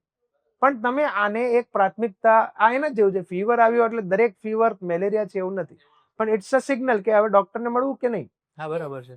પહેલા એવું હોય કે એક દિવસ હું પેરાસિટામોલ લઈ લઉં, બીજા દિવસે પણ તાવ આવ્યો તો હવે it's time to go for doctor. તો એવું છે કે મે બી ચાલો આ થયું તો ભાઈ પેલા એક્સરસાઇઝ કરી લીધી, તો અને જે મેં કરી લીધું and I am not okay, આ વધી રહ્યું છે, then it's time to check. અચ્છા, એક પ્રશ્ન મને આવ્યો તમારી વાત ઉપરથી કે હવે શરૂઆત થઈ ગઈ, બરાબર, દેખાવાની લક્ષણોની શરૂઆત થઈ ગઈ, તો શું મારે ડાયરેક્ટ ફિઝિયોથેરાપિસ્ટ પાસે જવું જોઈએ કે કોઈ સર્જનને મળવું જોઈએ પહેલા? તમારા મતે શું? હા, એટલે જો બેસિકલી મેં તમને એમ કહ્યું કે તમે હોમ બેઝ પણ એક્સરસાઇઝ કરી શકો. Yes. અગેન એવું નથી કે ફિઝિયોથેરાપી પાસે જવું, કસરત કરવી જરૂરી છે. ઓકે. તમે તમારી જાતે કરી શકો છો. ઘણા લોકો પોતે સેલ્ફ ડિસિપ્લિન ના હોય, હા. They need a coach. Right, Yes. Exactly. અને આપણે ઓલવેઝ માનીએ છીએ કે આપણે કોચ હોય તો વધારે વધારે સારું પડે. સો મે બી એઝ એ તમે એને કોચ લઈ શકો, અને ડેફિનેટલી કરવી જોઈએ. અને જો અને it's like a team work, right? It's not કે ફિઝિયોથેરાપિસ્ટ પાસે જવું કે ડોક્ટર પાસે, it's a team work. A good physiotherapist શરૂઆત કરશે, જરૂર લાગશે તો ડોક્ટરને કન્સલ્ટ કરશે, કરાવશે. સો પહેલા ફિઝિયોથેરાપિસ્ટ પાસે જવું, પહેલા ડોક્ટર પાસે જવું, એના કરતાં વધારે મને ક્યાંકથી શરૂઆત કરવી અને ડોક્ટરને બતાવીને પ્રોપર નિદાન કરીને ફિઝિયોથેરાપિસ્ટ પાસે જઈએ તો it is like a whole process getting complete. શું કરવું, શું નહીં કરવું, અને everything comes into place. Rather ઘણી વાર તો એવું થાય કે નિદાન કંઈક અલગ હોય અને કસરત બીજી થાય તો પણ એક ઇસ્યુ છે. એ બહુ મોટો ઇશ્યુ થાય. So in that case I will definitely advise કે જરૂર લાગે તો પહેલા એક ડોક્ટરને કન્સલ્ટ કરો and then you go ahead. આમના પરથી છે ને મને એક મારા માટે એક ક્વેશ્ચન થાય છે કે તમે કીધું કે ઘૂંટણનો દુખાવો સમજો કે ચાલવાથી નથી થતો અને ઓવરવેઇટ હોય અને ચાલીએ તો દુખાવો થાય, તો હવે ઓવરવેઇટ હોય એમનો વજન ઘટાડવા માટે પાછું ચાલવાનું કે છે, તો આ બંનેનું વચ્ચે કોમ્બિનેશન કઈ રીતે? જેવું તો મરઘી પહેલી કે ઈંડું પહેલું? ક્વેશ્ચન ઇટ્સ વેરી બર્નિંગ, કારણ કે ઘણા બધા ઓવરવેટ પેશન્ટ આવે કે મને છે ને કીધું છે ચાલવાનું, અને ઘૂંટણ હોય થર્ડ સ્ટેજ ઘસારો. હવે એને ચાલવા તો એ સમયે જે હું એમના માટે તો એ એડવાઇસ હોય કે પહેલા તમે વજન ઘટાડવા માટે જરૂર લાગે, કારણ કે 120 કિલો તો ઉતરવાનું નથી, તમે ચાલી જ નથી શકવાના. અને બીજું 120 કિલો એનું જ જાય જેની જેનેટિક અને મેટાબોલિક કન્ડિશન્સ, એટલે કે બોડીની કન્ડિશન એવું હોય કે તમે ખાલી ખાવાથી ઉતરવાનું છે જ નહીં. હા, બરાબર. It is very unlikely. એવું નથી કહેતો કે ના થઈ શકે, એમાં પણ એવા છે, પણ ધેન તમે આઈધર કોઈ મેડિકલ મેડિસિન્સનો સહારો લેતા હોય અથવા કોઈ પછી સર્જિકલ લેવી પડે, રાઈટ? તો એ જે લોકો માટે છે એમાં એ જ હોય કે મેં તમને પહેલા નહીં કહ્યું કે ઓબેસિટી ઘટાડો, કમ ટુ બેસિક, નજીક તો તમે કંઈક ચાલી શકશો, અને પછી ઘૂંટણ બદલો અને પછી ચાલશો તો everything will fall in place. Right. હવે તમે જે તમારા માટે મને પ્રશ્ન પૂછ્યો, ડેફિનેટલી એ બંને પેરેલલ ચાલતી પ્રોસેસ છે કે એક તો મારું આઈડિયલ વેઇટ હું જાણું, યસ. મારી હાઇટ શું છે એના પ્રમાણે મારું આઈડિયલ વેઇટ હોય. જેમ કે હું મારી જ વાત કરું, આઈ એમ 5'11", સો મારું આઈડિયલ વેઇટ છે 78 હોવું જોઈએ. That's the highest. Okay. Right now I am 83, so I am 5 kg up, but that is still in some range, it's not too over. બરાબર છે. તો મારું એટલે નોર્મલ બોડી માસ ઇન્ડેક્સ 25 જે આપણે કહીએ એની જગ્યાએ મારું કદાચ 28-30 ની વચ્ચે છે. રાઈટ. તો દેટ ઇઝ સ્ટીલ ઓકે. એનો મતલબ આઈ શુડ વર્ક. પણ એ પેલું હાર્ડ એન્ડ ફાસ્ટ નથી. પણ જે 35-40 એટલે કે મારી 5'11" હોય ને I am 110, it's not a good sign. Right. કે ભાઈ આજે નહીં ને કાલે એ આવશે પેલું રિક્ષાના ટાયર ઉપર ટેમ્પોનું વજન, ટાયરને પેલા આપણે રિક્ષાના ટાયર તમે જોયા હશો કેવી, નહીં નાના તો હોય પણ વાંકા થઈ ગયેલા, જરાક ધાર ઉપર જાય પલટી ખાય. બસ તમારું બી એવું થઈ શકે. તમને કોઈ આમ ગભરાવાની વાત નથી. સો સ્ટાર્ટ લુકિંગ એટ કે ભાઈ વેઇટ ઘટાડવું જોઈએ, આઈડિયાલિસ્ટિક નજીક આવવું જોઈએ. અને એક્સરસાઇઝ મેં તમને કીધું સ્ટાર્ટ વિથ બેઝિક એક્સરસાઇઝ. ચાલવું એ એક એક્સરસાઇઝ છે, ચાલવું માત્ર એક્સરસાઇઝ નથી. જેમ કે સ્વિમિંગ પણ એક ગુડ એક્સરસાઇઝ છે, જેના માટે વેઇટની કાંઈ લેવા દેવા છે નહીં, પણ એનાથી વેઇટ ઘટે and you become more easy, અને એ તમારી એજ ગ્રુપમાં ઇઝીલી થાય. રાઈટ. તો walking, running, light running and then basic exercise, swimming, anything that works for you. બરાબર છે. અમે ઘણા સમયથી, ઘણા વર્ષોથી એમ નક્કી કરીએ છીએ, સાથે જઈએ છીએ. નક્કી કરવું શું જ છે, કરવું પડશે. અમારા ઘરની સામે જ ગાર્ડન છે, બરાબર. તો કેમ કે યાર કેટલું મસ્ત ગાર્ડન છે, લોકો સવારે ચાલતા હોય, તમે પણ કાલ સવારથી કરશો એમ. એવું કહેવાય ને કે હું છે ને કમિટ કરું છું કે હું ત્યાં સુધી પહોંચીશ, અને પછી એ વિચાર શાંત થઈ જાય છે. એ વિચારોમાં 2 વર્ષ થઈ ગયા. જો કે અમે પછી ઓટોફેઝી પણ કરી 30 દિવસ સુધી ઓનલી ફોર વોટર. હા, એટલે ધેટ્સ અ ગુડ વે. તમે કીધું એ. મેં 22 કિલો વજન ઘટાડ્યું અને જુલીએ પણ 15 કિલો. હા, બસ તો તમે you are on the right track. તમે કરી જ રહ્યા છો. Just maintain that. બની શકે કે જેમ કે હું કદાચ મારી બોડી મેટાબોલિઝમ એવું છે કે હું તરફ વધારે ડબલ બી ખાઈ લઈશ તો મારું વજન 1 કિલો વધશે વધારેમાં વધારે. અને અમુક લોકો માટે ઇવન મારાથી અડધું બી ખાશે કે કોઈ, તો પણ એમના માટે 5 કિલો વધી જાય. એ બોડીની અંદર જે ફૂડ પ્રોસેસિંગ મિકેનિઝમ છે આપણી, એની બિહેવિયર સિસ્ટમ અલગ અલગ છે બધાની. તો એને લઈને આવે, એમાં જેનેટિક્સ પણ કામ કરશે, બધું ઘણું કામ કરશે. રાઈટ. હવે આપણે સર્જરીની વાત કરી, ની રિપ્લેસમેન્ટ સર્જરીની. તો મતલબ સમજો કે ઘણા, મેં એવું પણ સાંભળેલું છે કે હાફ ની રિપ્લેસમેન્ટ પણ થાય, તો એ શું સાચું છે? એટલે બેસિકલી ઘૂંટણનો ઘસારો આપણે કહીએ કે 35-40 એ શરૂ થાય. તો શું 35-40 એ જોઈન્ટ બદલવાનો? That's not the right idea. Right. તો આપણે કહેવાય ને એમ કે એક છે કે જેને એમ ની રિપ્લેસમેન્ટ સર્જન કહેવું, એ એના જેવું છે કે ભાઈ હું એક પર્ટિક્યુલર કંપનીનો ઇન્સ્યોરન્સ વેચું છું, તો મારા માટે એ જ બેસ્ટ. બરાબર છે. તમે મારી પાસે કસ્ટમર તરીકે આવે તો હું શું વેચું? આ જ બેસ્ટ. આની સિવાય કાંઈ સારું નથી. એક જે છે જેને ઇન્ટરેસ્ટ છે કે ભાઈ યુ ગેટ વેલ્ધી. ઓકે. મારો એક પર્પઝ એવો હોઈ શકે કે મારે આ ઇન્સ્યોરન્સ વેચવો છે, એમાં તમારી વેલ્થ થાય પણ મારી પણ થાય. અને બીજું છે કે યુ ગેટ વેલ્ધી, એના માટે મારી પાસે 10 વસ્તુ છે, અને આપણે તમારા માટે કસ્ટમ મેડ બનાવીએ. What is important for you? Perfect. Okay. Which one you will prefer? જે મારા માટે કસ્ટમાઇઝ હશે વધારે પ્રિફર. એ વધારે પ્રિફર હશે. તો એવી જ રીતે આર્થરાઇટિસની અંદર કઈ એક જ ઓપ્શન નથી. હા, આપણે આજનો જમાનો માર્કેટિંગનો છે એન્ડ લોટ મેની થિંગ્સ. તો જે સારી વસ્તુ છે ઘણીવાર ઉપર આવતી નથી. રાઈટ. એને લઈને ઘણા બધા લોકોને અનનેસેસરી અથવા વહેલાની રિપ્લેસમેન્ટની પણ થતું હોય છે. તો શરૂઆત કરી આખા સ્પેક્ટ્રમની. રાઈટ. તો હું એવું કહીશ કે આર્થરાઇટિસ તો 4 સ્ટેજમાં છે, અને શરૂઆતનો પહેલો અને બીજો સ્ટેજમાં સર્જરી તો એકચ્યુઅલી કોઈ જરૂર નથી. તો ઇન ધેટ કેસ મેં તમને પહેલા જે કીધા કે પહેલા તો તમે બેઝિક વસ્તુઓ ચેક કરી, તમારું વેઇટ, તમારી લાઈફસ્ટાઈલ, તમારી એક્સરસાઇઝ પેટર્ન, તમારું ફૂડ પેટર્ન, એ આપણે જોઈ શકીએ.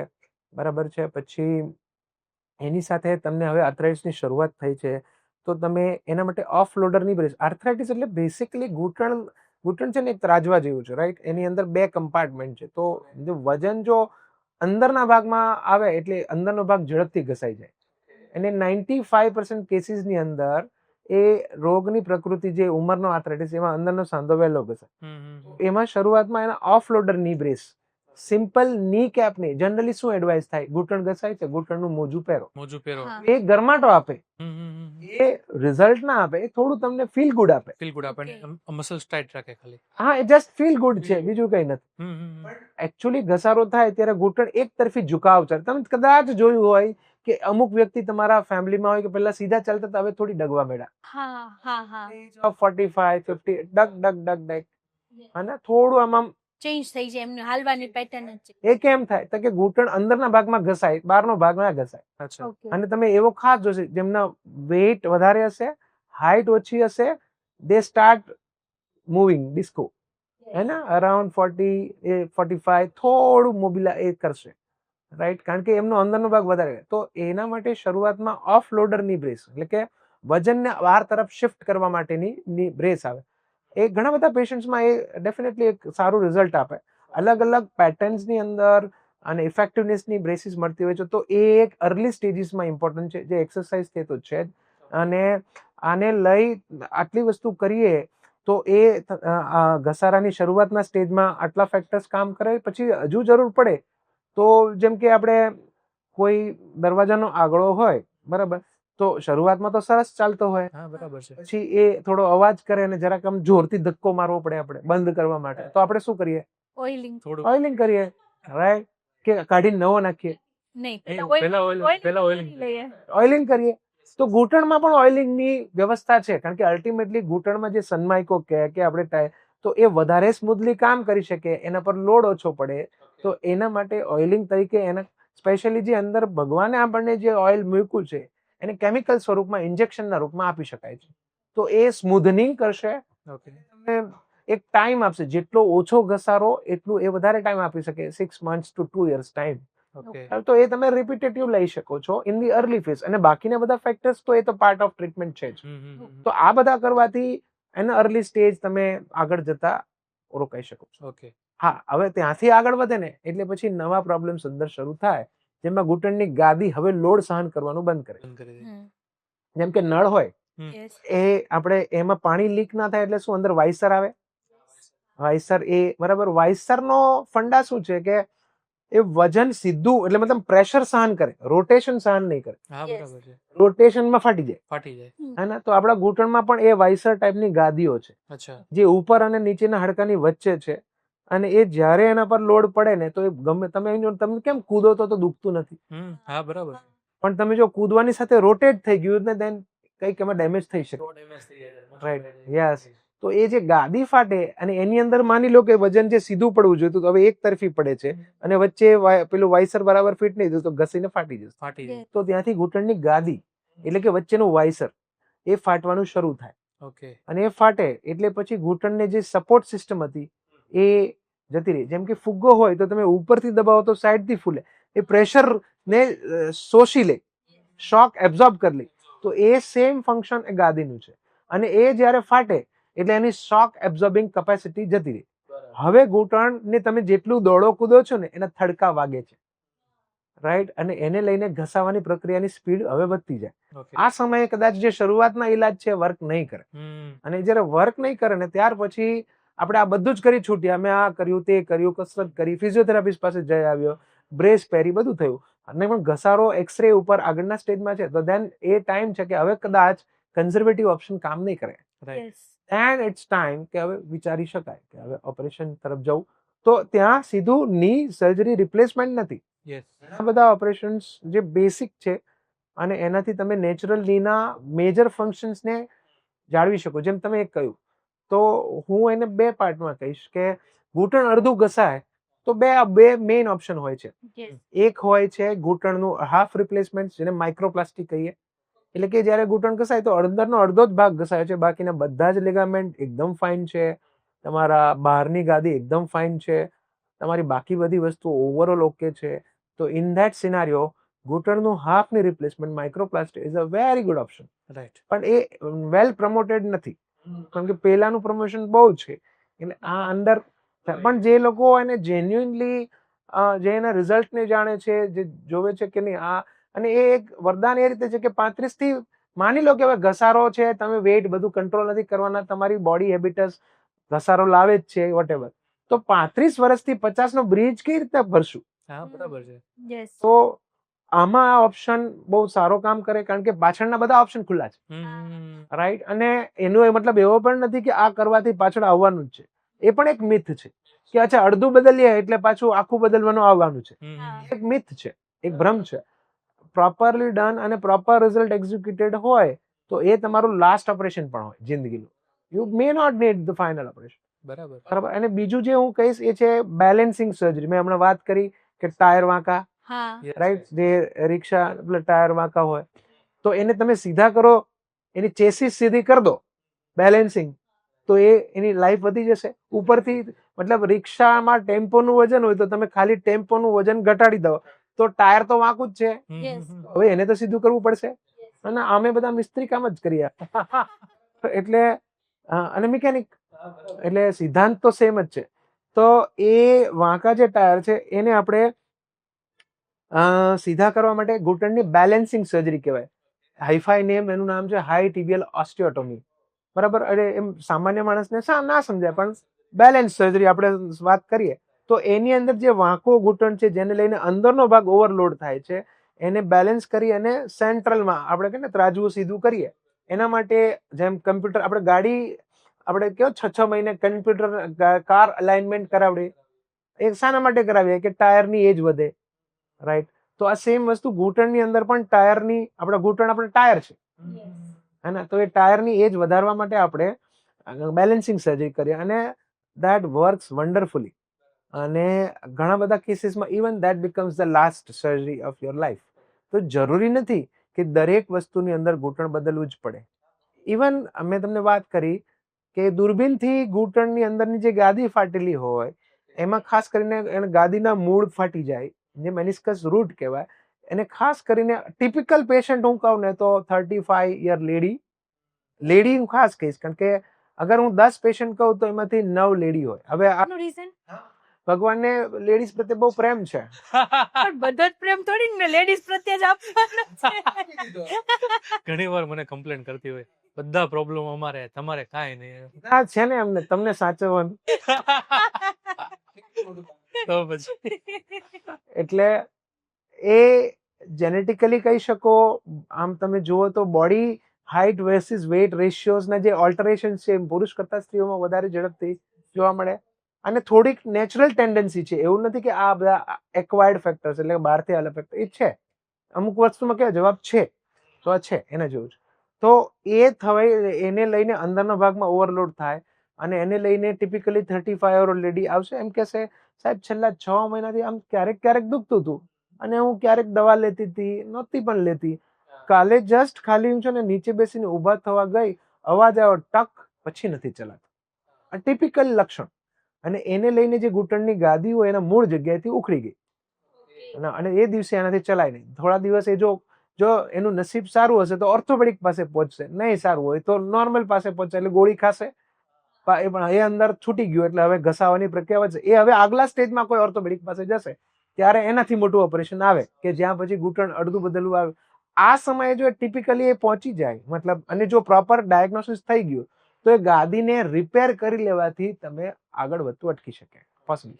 અને બાની લો કે એની સાથે વજનની બેલેન્સિંગ નથી તો એને એડ કરી શકે. એટલે ઘણી બધી વાર અમે ગાદીનું રિપેરિંગ અને બેલેન્સ કરી દઈએ, એ ઘૂંટણની ઉંમર અનધર 15 to 20 યર્સ વધી જાય. જબરજસ્ત. ગાઈસ એ જ ઘૂંટણ નેક્સ્ટ 5 યર્સમાં ટોટલની રિપ્લેસમેન્ટ માટે કોઈ બીજા સર્જન પાસે પહોંચશે. પહોંચી જશે. સો આજના જમાનામાં હું કહું કે અગર 100 ની રિપ્લેસમેન્ટ થાય છે તો 70 is because of negligence in the earlier stage. Okay.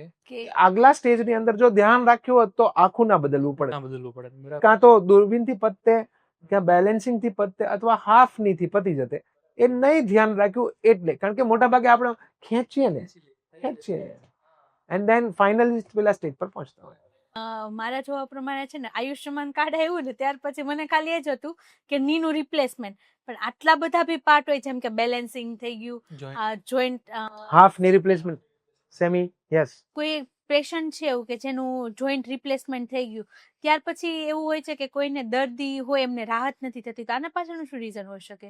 હા, એટલે આ બહુ કોમન સિનારીઓ છે. એટલે સૌથી પહેલું કે આપણે એવું માનતા હોય કે અચ્છા ની રિપ્લેસમેન્ટ થવું એટલે મને સારું જ થવું જોઈએ. ડેફિનેટલી હેતુ તો એ જ છે.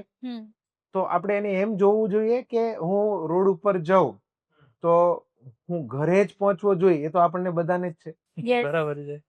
પણ બધા ઘરે પહોંચે? ના. નથી પહોંચતા. ક્યારેક અને એ રેશિયો આજથી 5000 વર્ષ પહેલા એવું કહી શકાય કે દર 100 લોકો જે ઘરે જતા હતા તો એકાદો નહોતો પહોંચતો. એવું હતું ત્યારે હતું, આજે છે, કદાચ વધ્યું છે થોડું.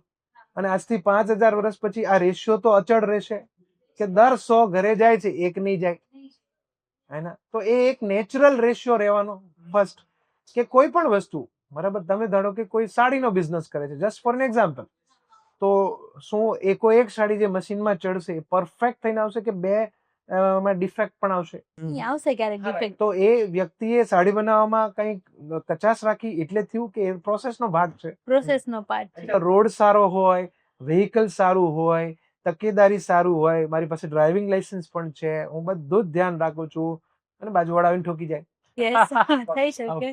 ના, તો પોઈન્ટ મારો કહેવાનો એટલો જ છે કે એક નેચરલ રેશિયો છે કે why everyone is not happy.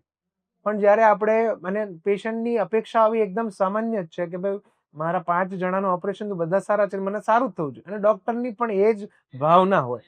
ભાવનામાં problem નથી, પણ એક નેચરલ ફેક્ટ્સ પણ છે. એક આ પણ એ નેચરલ ફેક્ટને એક્ઝાજરેટ થવામાં ક્યાંક ને ક્યાંક ડાયગ્નોસ્ટિક ઇશ્યુઝ પણ હોય, જે મેન મેડ છે. ઓકે. Okay. એક નેચરલ છે હમ. જે મારો કંટ્રોલ નથી. ગમે એટલો એક્સપર્ટ હું અમેરિકાનો સર્જન હોઉં કે ઇન્ડિયાનો હોય, there is a natural ratio. Natural ratio. એના ઉપર આપણે કામ ન થઈ શકે.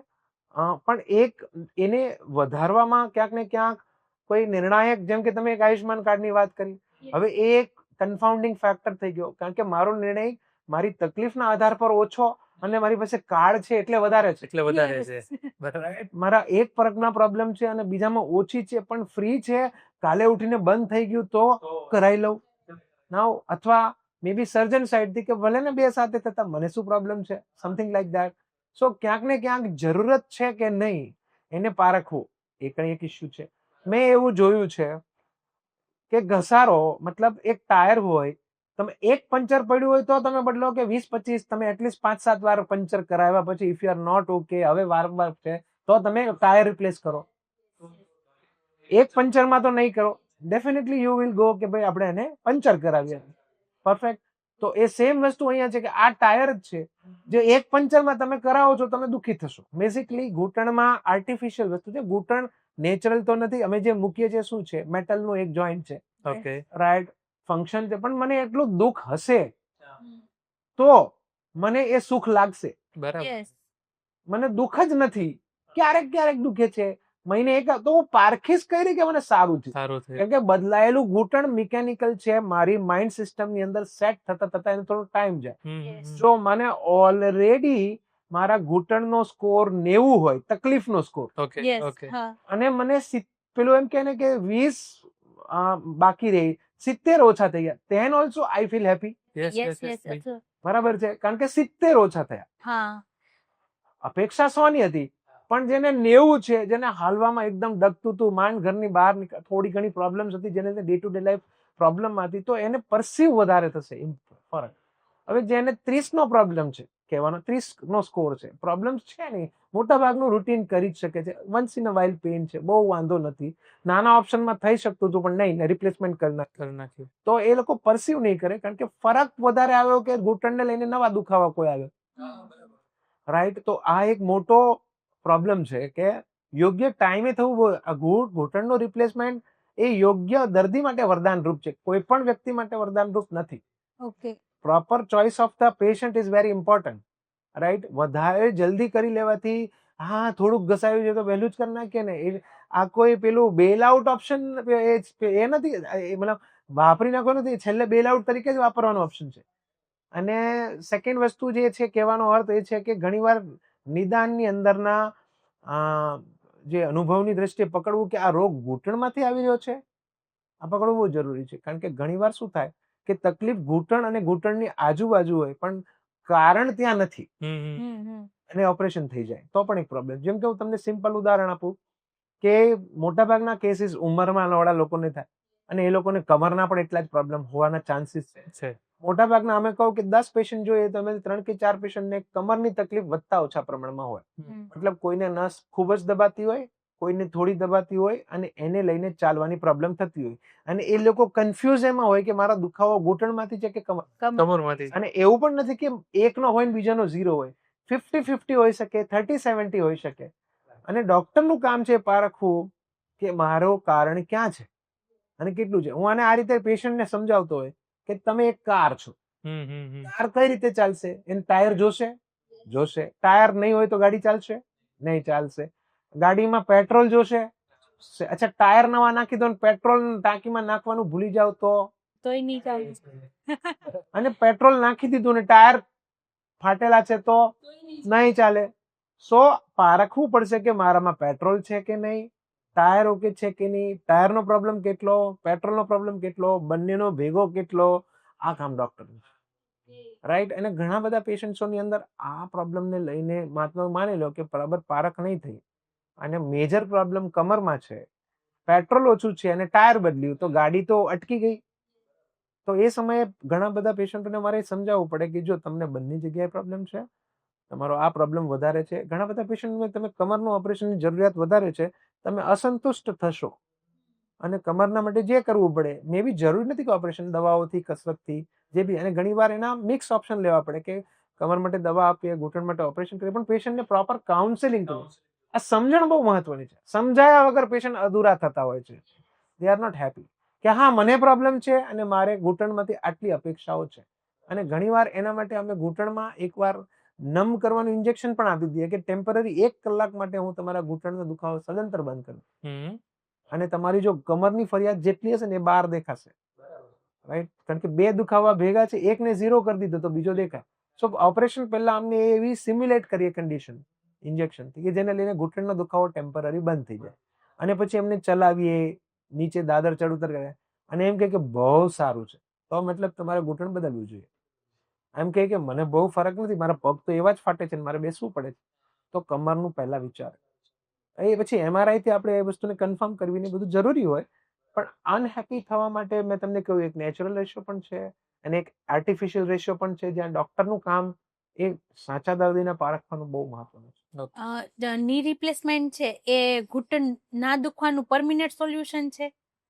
એટલે એન્ડ રિઝલ્ટ તરીકે જે ઘસારાના થયેલા કારણ છે, જે ઘૂંટણના દુખાવાનું કારણ શું, તમે જે વાત કરી કે ઘૂંટણના દુખાવાનું, પણ કયા દુખાવાનું? જે ઘસારાથી આવેલો દુખાવો, જે મોટી ઉંમરે છે, ઉંમર તો જે પણ હોય પણ ઘસારો એના 3જા 4થા સ્ટેજમાં છે, ત્યારે એનો બેટર ઓપ્શન છે. પહેલા બીજા સ્ટેજમાં કન્ઝર્વેટિવથી શરૂ થાય, બીજા અને 3જા સ્ટેજમાં મેં તમને કીધું માઇક્રોપ્લાસ્ટી એટલે કે જહાફની રિપ્લેસમેન્ટ, ખાલી ગાદીનું રિપેરિંગ અથવા તો બેલેન્સિંગ સર્જરીઝ અને mixture of that whatever required, એ બધું કરીને થાય. પછી જરૂર છે તો એક લાસ્ટ ઓપ્શન જે આપણે એમ કહેવાય ને કે આપણે એવું કહીએ ને કે આપણા ઘરમાં એક રૂમ બગડ્યો હોય તો ઘર તોડીને નવું બનાવીએ કે એક રૂમને રિપેર કરીએ? તો એ રૂમ રિપેર કરવું એટલે હાફની રિપ્લેસમેન્ટ, બેલેન્સિંગ સર્જરી આ છે. પછી એમ થાય કે હવે બધા જ ઘરમાં નાના મોટા ચાપખા લાગી ગયા છે, હવે બધું આ રિપેર કરું તો આ બરાબર નથી, આ રિપેર કરું, ધેન ઇટ્સ ટાઈમ કે આપણે આપણું ઘરને નવેથી બનાવીએ આખું. ધેટ ઇઝ ની રિપ્લેસમેન્ટ. અને એ રેશિયો અંદાજિત કેટલા વર્ષોનો હોય છે? એમ કે આજે ની રિપ્લેસમેન્ટ કરાવ્યું તેના કોઈ સ્પેસિફિક વર્ષો હોય છે કે આટલા વર્ષો સુધી કમ્પ્લીટ ચાલે એવું? એટલે જેમ કે કોઈ વસ્તુની પ્રોડક્ટ પર આપણે એમ લખ્યું કે 10 years વોરંટી, ફ્રીઝરના કમ્પ્રેસરની 10 વર્ષની, રાઈટ. આ પ્રશ્ન આવે અમારે બહુ કોમન અને એને આંકડો જોતો આ કેવું છે કસ્ટમર તરીકે મને આવી ગયું કે આમાં ગેરંટી વોરંટી આપશો તમે? ને ડેફિનેટલી એમાં કેવું છે એ કઈ રીતે નક્કી થતું હોય કે જેમ તમે કહ્યું કે આપણે એવું કે કોઈ ગાડી પર એવું લખ્યું કે આટલી માઇલેજ આપશે, કઈ રીતે નક્કી થાય? એ લોકો એક આર્ટિફિશિયલી ક્રિએટેડ કન્ડિશન્સની અંદર એ ગાડીના ટાયરને ફેરવી અને એને કરી અને એક પ્રી ડિસાઇડેડ લેબની અંદર ચેક કરે ને કે આટલું ફરતા 1 લિટરમાં આટલા કિલોમીટર ચાલે. અને આપણને પછી રોડ ઉપર શું કે જો 29 કિલોમીટર પરની એવરેજ છે, પણ ઓન રોડ છે ને સિટીની અંદર તમારી 15 કિલોમીટર ચાલશે, હાઈવે ઉપર 22 ચાલશે, સમથિંગ લાઈક ધેટ. બરાબર. તો એ શેના ઉપર કે કન્ડિશન્સ કેવી છે, રાઈટ? તો આપણે પણ તમારી ઉંમર કઈ ઉંમરે જરૂર પડી, તમારું હાલનું વેઇટ કેટલું છે, તમારો બોડીની વેઇટ અને હાઈટ મેચ કરે છે, અચ્છા તમે કામ કેવા કરવા માંગો છો, તમે તમારા ઘૂંટણની કાળજી કેટલી રાખશો, તમે કસરત કરશો કે નહીં. એવું નથી કે ઓપરેશન થઈ ગયું એટલે કસરત બંધ. બેસિક જે આપણે ઘરે મેન્ટેનન્સ તો રાખવું પડશે ને. આપણે દાંત ક્યાં સુધી સાફ કરીએ? મેન્ટેન જીવનભર થશે. એવું કઈ વિચારીએ છીએ કે એક કામ કરીએ 5 વર્ષ દાંત સાફ કરીએ પછી બ્રશ નહીં કરીએ તો બાકીનું તો ચાલશે, એવું કઈ છે? At the last day of my life તમે અને હું બ્રશ કરશું. એમાં મૂડ સારો કે ખરાબ એવું વિચારી, આજે મૂડ નથી તોય બ્રશ તો કરશું, બહુ મૂડ સારો તોય બ્રશ કરશું. કેમ? આપણા મનમાં ક્યાંક સેટ છે કે દાંત સાફ રાખવા જરૂરી, અને નહીં કરીએ તો પ્રોબ્લેમ થશે. તો ઘૂંટણ બદલ્યા પછી બધું ઓકે અને મારી જિંદગીમાં હવે કાંઈ જરૂર ન પડે એવું નથી. હા, ફિઝિયોથેરાપિસ્ટ પાસે જવાની જરૂર છે એવું નથી. દેટ ઇઝ ફોર 15-30 ડેઝ કે જે પણ હોય એ ડિપેન્ડ કરે. પણ મેઇન છે કે પછી બેઝિક એક્સરસાઇઝ જે મેં આપણે પહેલા વાત કરી યસ. એ તો આપણા જીવનનો ભાગ છે, એ કરવું એ જરૂરી. જ્યારે એ કરતા રહીએ તો એ ઘૂંટણ લાંબુ ચાલે. તો પરિસ્થિતિ ડોક્ટર ઘૂંટણ બદલીને આપે છે. 10 દર્દીને બદલ્યું હોય તો આને 30 વર્ષ, પણ અમે એવરેજ 15 થી 20 કરતા હોઈએ, પણ એકમાં 30 પણ ચાલે ને એકમાં 10 પણ ચાલે. તો નક્કી કોણ કરે? એ જે તે વ્યક્તિ જ. હા, જેમ કે હું કહું કે તમને મર્સિડીઝની ગાડી લીધી અને કહું કે જંગલમાં ચલાવો તો મર્સિડીઝની ગાડી જંગલમાં એટલી જ ચાલશે જેટલી રોડ પર ચાલે? નહીં ચાલે ને. બંનેનું અલગ પરફોર્મન્સ અલગ આવશે, એ વાત બરાબર તમારી. તો ગાડીના ટાયર કઈ કંપનીના છે, કેટલા ઇમ્પોર્ટેડ છે એ નહીં, કઈ કન્ડિશનમાં ચાલે છે એ બહુ મેટર કરે છે. તો બધામાં કે બધી કંપનીમાં ગેરંટી વોરંટી નક્કી કરીને આવે, આમાં આપણે જાતે નક્કી કરવી પડે કે ફિટ કે આમાં કેટલી ગેરંટી ચાલશે ને કેટલી વોરંટીમાં ચાલશે. હા, એટલે આમાં આઈડિયલી તમારે લોંગ ચલાવવું હોય તો ફરીથી મૂળ મુદ્દા એ જ છે, એક્સરસાઇઝ કરીશ, મારું વેઇટને કાબુ રાખીશ, અને આ બધા જે પાયાના છે. અને બીજું કે જનરલી આપણે કેવું છે કે આપણી ઇન્ડિયન સંસ્કૃતિ પ્રમાણે આપણે નીચે બેસવું, પલાટી વાળવું એ બધું કરતા હોય. આજના જમાનામાં હું યુએસમાં હતો તો મેં એક પ્રશ્ન પૂછ્યો, કેમ કે આપણે ત્યાં મૂળ ઘૂંટણના ઓપરેશનમાં બર્નિંગ, હું પલાટી વાળી શકીશ કે નહીં? અને દેટ ઇઝ નેચરલી, કારણ કે જિંદગીભર કર્યું છે તો આપણી જરૂરિયાત છે, ખોટું કંઈ નથી, રાઈટ? અને કદાચ તમે માર્કેટિંગ જોશો તો એમ કે ભાઈ પલાટી વાળી શકાય છે, આ કરી શકાય છે, બીકોઝ એ જ મોટો એટ્રેક્ટિવ ફેક્ટર છે. સો પણ ફેક્ટર અને ફેક્ટ વચ્ચે ફરક છે, રાઈટ? તો મેં યુએસમાં હતો ત્યારે પ્રશ્ન પૂછ્યો મારા સાહેબને, તો એમ કે અમારે ત્યાં કોઈ કહેતું જ નહીં ઘૂંટણ નીચે, કારણ કે ત્યાં છે જ નહીં. દેર ઇઝ નો લાઈફની એવી કોઈ મોમેન્ટ નથી જ્યાં પલાટી મારીને બેસવાની છે. અથવા ટોયલેટ પણ શું છે તો કે વેસ્ટર્ન છે. There is no Indian way of living there mostly. તો એ લોકોને ના તો એવા કોઈ પ્રશ્ન આવે છે, ના તો જે ઘૂંટણ ઇમ્પોર્ટેડ છે બન્યા કઈ રીતે છે એમના પ્રમાણે બન્યા હતા. પછી એ લોકો ઇન્ડિયન પ્રમાણે માઇનર ચેન્જીસ કરીને હાઈ ફ્લેક્સ જોઈન્ટ્સ ને બધું આવ્યું છે, right? But the point is કે મેં તમને જે વાત કરી કે મર્સિડીઝનું ટાયર જંગલમાં તો એવું જ પરફોર્મ કરે, જંગલના રોડ છે. પલાઠી મારીને ઉભડા બેસવો એ આપણી સામાજિક જરૂરિયાત છે, કરવી જોઈએ, પણ જરૂરિયાતના પ્રમાણે કરશો તો ઘૂંટણ લાંબુ ચાલશે. તમે પછી ઇન એન્ડ આઉટ કરશો રોજિંદા જીવનમાં એ મોહથી કે બસ આ કરવું છે એટલે જ ઓપરેશન કરાવવું, અને હું તો નીચે બેસીશ, અને જે ડોક્ટર નીચે બેસવાની ગેરંટી આપે ને એની પાસે પાસે જ કરે. નહીં, આજે તમને ગેરંટી મળશે પણ એ 20 વર્ષની જગ્યાએ 10 વર્ષ ચાલશે. That's it. બરાબર. Yes. કારણ કે કોણ 10 વર્ષની, કોણ એવો ડોક્ટર હશે જે તમને એવા ભાવથી સમજાવે કે નહીં, જો તમારે લાંબુ ચલાવવું હોય ને એની હિંમત જોશે ને. હું મારા દરેક પેશન્ટને કહું, હું કોઈને એમ ન કહું કે આ બધું થશે, એનો મતલબ હું કહું યોગ્ય રીતે વાપરશો તો બંને થશે. સામાજિક જરૂરિયાતોની જગ્યાએ વાપરો, બેસણા કેવા પ્રસંગમાં વાપરો, ઘરના કોઈ પ્રસંગમાં વાપરો, જરૂર છે વાપરો, પણ એને રોજિંદુ જીવન ના બનાવો કે ભાઈ હું નીચે બેસીને જ જમીશ. જે જરૂર નથી ત્યાં કરી શકો, પણ રાઈટ. તો એનાથી તમે 20 ને 30 ચલાવશો, જોઈએ છે ગેરંટી 30 ચાલે જિંદગીભર, કરવાનું એ જે મને ગમે. આ જે વિરોધાભાસ છે ને એનાથી રિઝલ્ટ ને ફરક પડશે. મારો એક ફની ક્વેશ્ચન છે. મારા સામેવાળા બાય છે ને ની રિપ્લેસમેન્ટ કરે, તો પછી એમને નહોતું જ કરાવવું, પણ એમનું પ્રોબ્લેમ ને એવું હતું તેવું કીધું કે ની રિપ્લેસ કરાવો છે.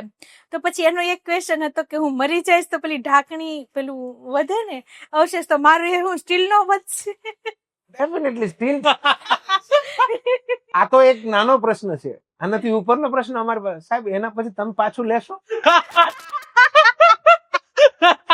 પ્રશ્ન આવે છે. કારણ કે કદાચ એમાં કઈક બિઝનેસ થઈ જાય ને ભાઈ, મારે તો સાહેબ ઓલું ઢાંકણી વધી છે એનું શું કરવાનું, તો એને પધરા જોરદાર. હાચે ને બાર પછી મનાવા પડ્યા હતા કે ના ના અમે આનું છે ને એને અમે પધરાવશું અને તમારા અવશેષોને એમનું રાખશું. ત્યારે બા માયના બાની ઘી છે. પધરાવી નહીં દેવાના. જોરદાર. અને એટલે પાછું સ્ટીલ નું આવી જાય તો એ બી સારું ને કે બગડે નહીં ને બગડે નહીં. પેલું મ્યુઝિયમ માં રાખીએ એ પ્રમાણે રે બી ખરું. રેડી કરે એમ. નરેન્દ્ર સર ને એટલે જ હું મતલબ કહું છું કે દિલના ડોક્ટર એમ કે એમની પાસે એ લોકો આ મતલબ આવતું હોય ને શું કહેવાય ટ્રીટમેન્ટ માટે બધું સમજાવશે પેલા બધું કમ્પ્લીટ એમ, અને અડધું તો રોગ જ્ઞાન ને હારો કરી દેશે. એટલે પેલો કે આજના જમાનામાં કદાચ હું એમ કહું કે આપણે કમ્પેર કરીએ કે આજથી 50 કે 100 વર્ષ પહેલા શું રિલેશન હતું ડોક્ટર અને પેશન્ટનું. એક ટ્રસ્ટ હતો અને એ ટ્રસ્ટના બેઝ પર ટ્રીટમેન્ટ થતી હતી, હે ને. તો ત્યાં કદાચ રિઝલ્ટના ઉતાર ચડાવ સમાઈ જતા હતા, કારણ કે ડોક્ટર ભગવાન નથી, ભલે એની ઉપમા આપવામાં આવી ગમે એવી, પણ એ વસ્તુઓને લઈને માણસ તો એ પણ, તમે પણ માણસ, હું પણ માણસ છું. હા, એમાં સાવચેતી ને બધું રહ્યા પછી પણ અનિશ્ચિતતાઓ રહેલી છે. તો પહેલાના જમાનામાં એ ટ્રસ્ટ હતું જે ઘણું બધું સાચવી લેતું. આજે રિલેશનશિપમાં શંકા છે, અને એક રીતે કહેવાય કે ડોક્ટર પણ સર્વિસ પ્રોવાઈડર થઈ ગયો છે અને કસ્ટમર કન્ઝ્યુમર થઈ ગયો છે. સો બંને ડરે છે. ડોક્ટર ત્યાંથી ડરે છે કે વધારે મારે અંદર જવું નહીં. કેમ? તો કે કંઈક કેસ કરશે, કંઈ આ થશે તે થશે. સો ઓલવે એક દિવાલ છે વચ્ચે, અને એ દિવાલને લઈને એ રિલેશનશિપની જે મજબૂતી છે ને એ બહુ અનહેલ્ધી ટાઈપની છે. અને જેમ આપણે બીજા પ્રોફેશનમાં જોતા હોય છે કે એઝ અ તમે ને હું, આમ લોયર પ્રોફેશનને જોઈએ તો કેવું આપણને એમ થાય કે કોને પસંદ કરવી કોને નહીં કરવી, કંઈક એક ખૂટતું હોય, એકદમ સીધું નથી જવાતું. નાવ આ ફેક્ટ ડોક્ટર્સ માટે પણ થઈ ગઈ છે, બરાબર, કે કદાચ સારું થયું તો ડોક્ટરની ફરજ છે, નહીં થયું તો mistake. Yes. There are two only option. તો એમાં ડોક્ટર પણ થોડો સંકુચિત થઈ જાય. અને ડેફિનેટલી એવું નથી કે બધું આખી ફ્રેટર્નિટી બધા જ ચોખ્ખા છે, એવું નથી. બધી જ જગ્યાએ થોડુંક તો તકલીફ છે, પણ એને લઈને કદાચ કોઈને ચોખ્ખી પ્રેક્ટિસ કરવી છે એને પણ થોડાક તો છાંટા સહન કરવા પડે. બરાબર. કેમ કે અત્યારે લોકો અને ડોક્ટર વચ્ચે એ બી છે કે પૈસા માટે વર્ક કરે છે, એટલે એ વસ્તુઓને પણ અમારે તો જોવી જ પડે, એટલે એ કઈ નથી. પણ એને લઈને હું મારા સિદ્ધાંતને તોડું એવું હું નથી કરતો. જરૂર છે તો કરવું, નથી જરૂર તો નહીં કરવું. That's it. એ અંદરનો જે અવાજ આવે એના ઉપર કામ કરવું. ક્યાંક થોડો સ્પિરિચ્યુઅલ યાત્રાથી પણ જોડાયેલો છું, ખાલી અને માત્ર ખાલી ઓર્થોપેડિક્સ નથી કરતો. તો ક્યાંક એવું કહેવાય ને કે કર્મનો સિદ્ધાંત એ પણ મને બહુ, કે ભાઈ જો મારા નીતિથી કરેલા કર્મ જ મને કામ આવશે, અનીતિ હશે તો એ મારા માથે ગમે ત્યારે આવશે. તો ભગવાન ક્યાંક કોઈ ચેક પોઈન્ટ રાખે છે મને, મારા માટે, એવું મને લાગે છે. Wow, super. So what about your social life? તમે સોશિયલી કઈ રીતે કન્ટ્રીબ્યુટ કરો છો લોકોને? એટલે હું એવું કહીશ કે ઓર્થોપેડિક એ મારો એક ભાગ છે જે કદાચ મારા જીવનની અંદર આપણે કહેવાય ને કે એક હોય જે શરીરની સુખ સગવડ ને સમૃદ્ધિ માટે હોય. શરીરની કહીએ એટલે કે મારા પરિવારની, આપણી થોડીક જેમ જેમ પ્રોગ્રેસ થતો થાય જીવનમાં, થોડા ફરવું, આ તે બધા જે આપણી નેચરલ જરૂરિયાતો છે, છોકરાઓની જવાબદારીઓ, આ બધા માટે પૈસા કમાવવા જરૂરી છે. પણ કદાચ કહેવાય કે જીવ આત્માની શાંતિ માટે કે મને શું ગમે એ બે અલગ ને હું ગણું છું. તો ત્યાં મને કોન્ટ્રીબ્યુટ કરવું અલગ અલગ ક્ષેત્રમાં, એ મારી એક ભૂખ ગણી લો, કે એ કોઈ, તે મારી આત્માની ભૂખ એ છે કે હું લોકોને અલગ અલગ રીતે કોન્ટ્રીબ્યુટ કરવામાં માનતો હોઉં છું. તો કદાચ હું એવું કહી શકું કે આજનો કદાચ 30 મહિનામાં 30 દિવસની અંદરનો મારો મહિનો હોય તો હું જેટલું ઓર્થોપેડિકને જેટલો ટાઈમ આપતો છું એટલો નોન ઓર્થોપેડિક વર્કને પણ ટાઈમ આપું છું. સુપર.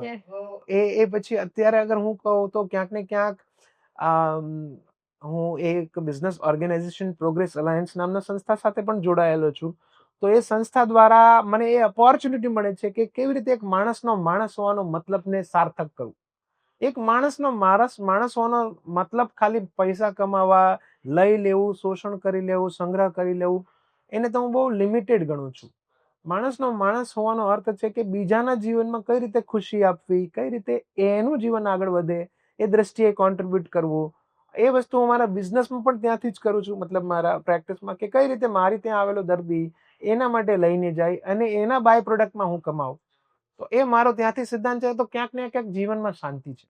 જીવનમાં કહેવાય ને કે માર્કેટિંગ કરીને પેશન્ટો નથી આવતા, પેશન્ટો માર્કેટિંગ કરે છે. બરાબર છે. બહુ ડિફરન્ટ છે. બે વચ્ચે બહુ ફરક છે કે હું નથી, અને એ લિમિટેડ ખાલી સુરતમાં હું જે એરિયામાં કામ કરું છું એવું નથી. અમદાવાદથી પણ પેશન્ટ આવે છે. હજી બિફોર 3 days બેક પેશન્ટ અમદાવાદથી કરાવ્યું, મુંબઈથી પણ પેશન્ટ આવે છે. સો એ શાના કારણે આવે છે? તો કે માઉથ ટુ માઉથ પબ્લિસિટી. શેની? સ્કિલ એ એક એરિયા થયો, અને માણસ તરીકેનો મારો સ્વભાવ, કારણ કે લોકોને શું જોઈએ. હે, હું એક સિમ્પલ ઉદાહરણ આપું. તમે મારી પાસેથી આવો, અને 2 ટાઈપના ડોક્ટર હોય. એક ડોક્ટર હોય કે જે બહુ સારું ઓપરેશન કરે છે, પણ બોલવામાં બહુ તોછડાપણું છે, બરાબર. તો ત્યાં એના કામને લીધે અમુક પેશન્ટો જવાના છે, કોઈ પ્રશ્ન નથી, પણ અનુભવની દ્રષ્ટિએ અધૂરાપણુંનો અનુભવ રહેશે. એ કદાચ પોતે જયા પણ બીજાને કહેવા મને તકલીફ તો થાય કે ભાઈ તું તારી રીતે જોજે, મને ના કે તો કાલે ઉઠીને તકલીફ થાય તો, બરાબર. અને બીજું પણ હોય કે જે સ્કિલ સારી નથી પણ બોલવામાં સારો છે, અથવા એટલીસ્ટ એનો ભાવ સારો છે, એનું મોડરેટલી સારું ચાલશે જ, કારણ કે એનું તકલીફો સાથે પેલો ભાગ સારો છે તો કરી દેશે. ત્રીજું છે જે બંનેનું સમન્વય, એ બેસ્ટ પ્લેસ. અને આ બેસ્ટ પ્લેસ હું મારા ત્યાં પણ વાપરું છું. મારા માટે ભગવાનની દયા છે કે સ્કિલની દ્રષ્ટિએ પણ એક સારી જગ્યા પર છું, અને 20 વર્ષના અનુભવથી ઘણા બધા ઓપરેશનોની સાથે અને લોકોની સાથે આ દ્રષ્ટિએ જ્યારે જીવન જીવું છું કે મને ભગવાને આ મોકો આપ્યો છે લોકોને સાથે એમની તકલીફો દૂર કરવા માટે. આજે આ છે ને, આમ છે ને, આમ જ્યારે આપણે આમ પોડકાસ્ટમાં બેઠા હોય અને કઈને આમ બોલવા માટે બોલવું, એને હું મારા દિલથી કહું છું કે આ જ છું, આ જ છું જે છું એ. અને એના માટે મારે કોઈ જાતનો ઢોંગ દેખાડો કરવાની જરૂર નથી.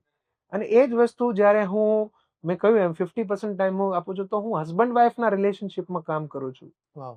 અત્યારે હું આઈ એમ લીડિંગ અ પ્રોગ્રામ કે જેમાં આપણો એક બહુ મોટો પ્રોબ્લેમ આપણે ફેસ કરીએ છીએ, જેન ઝી, મતલબ યસ યસ.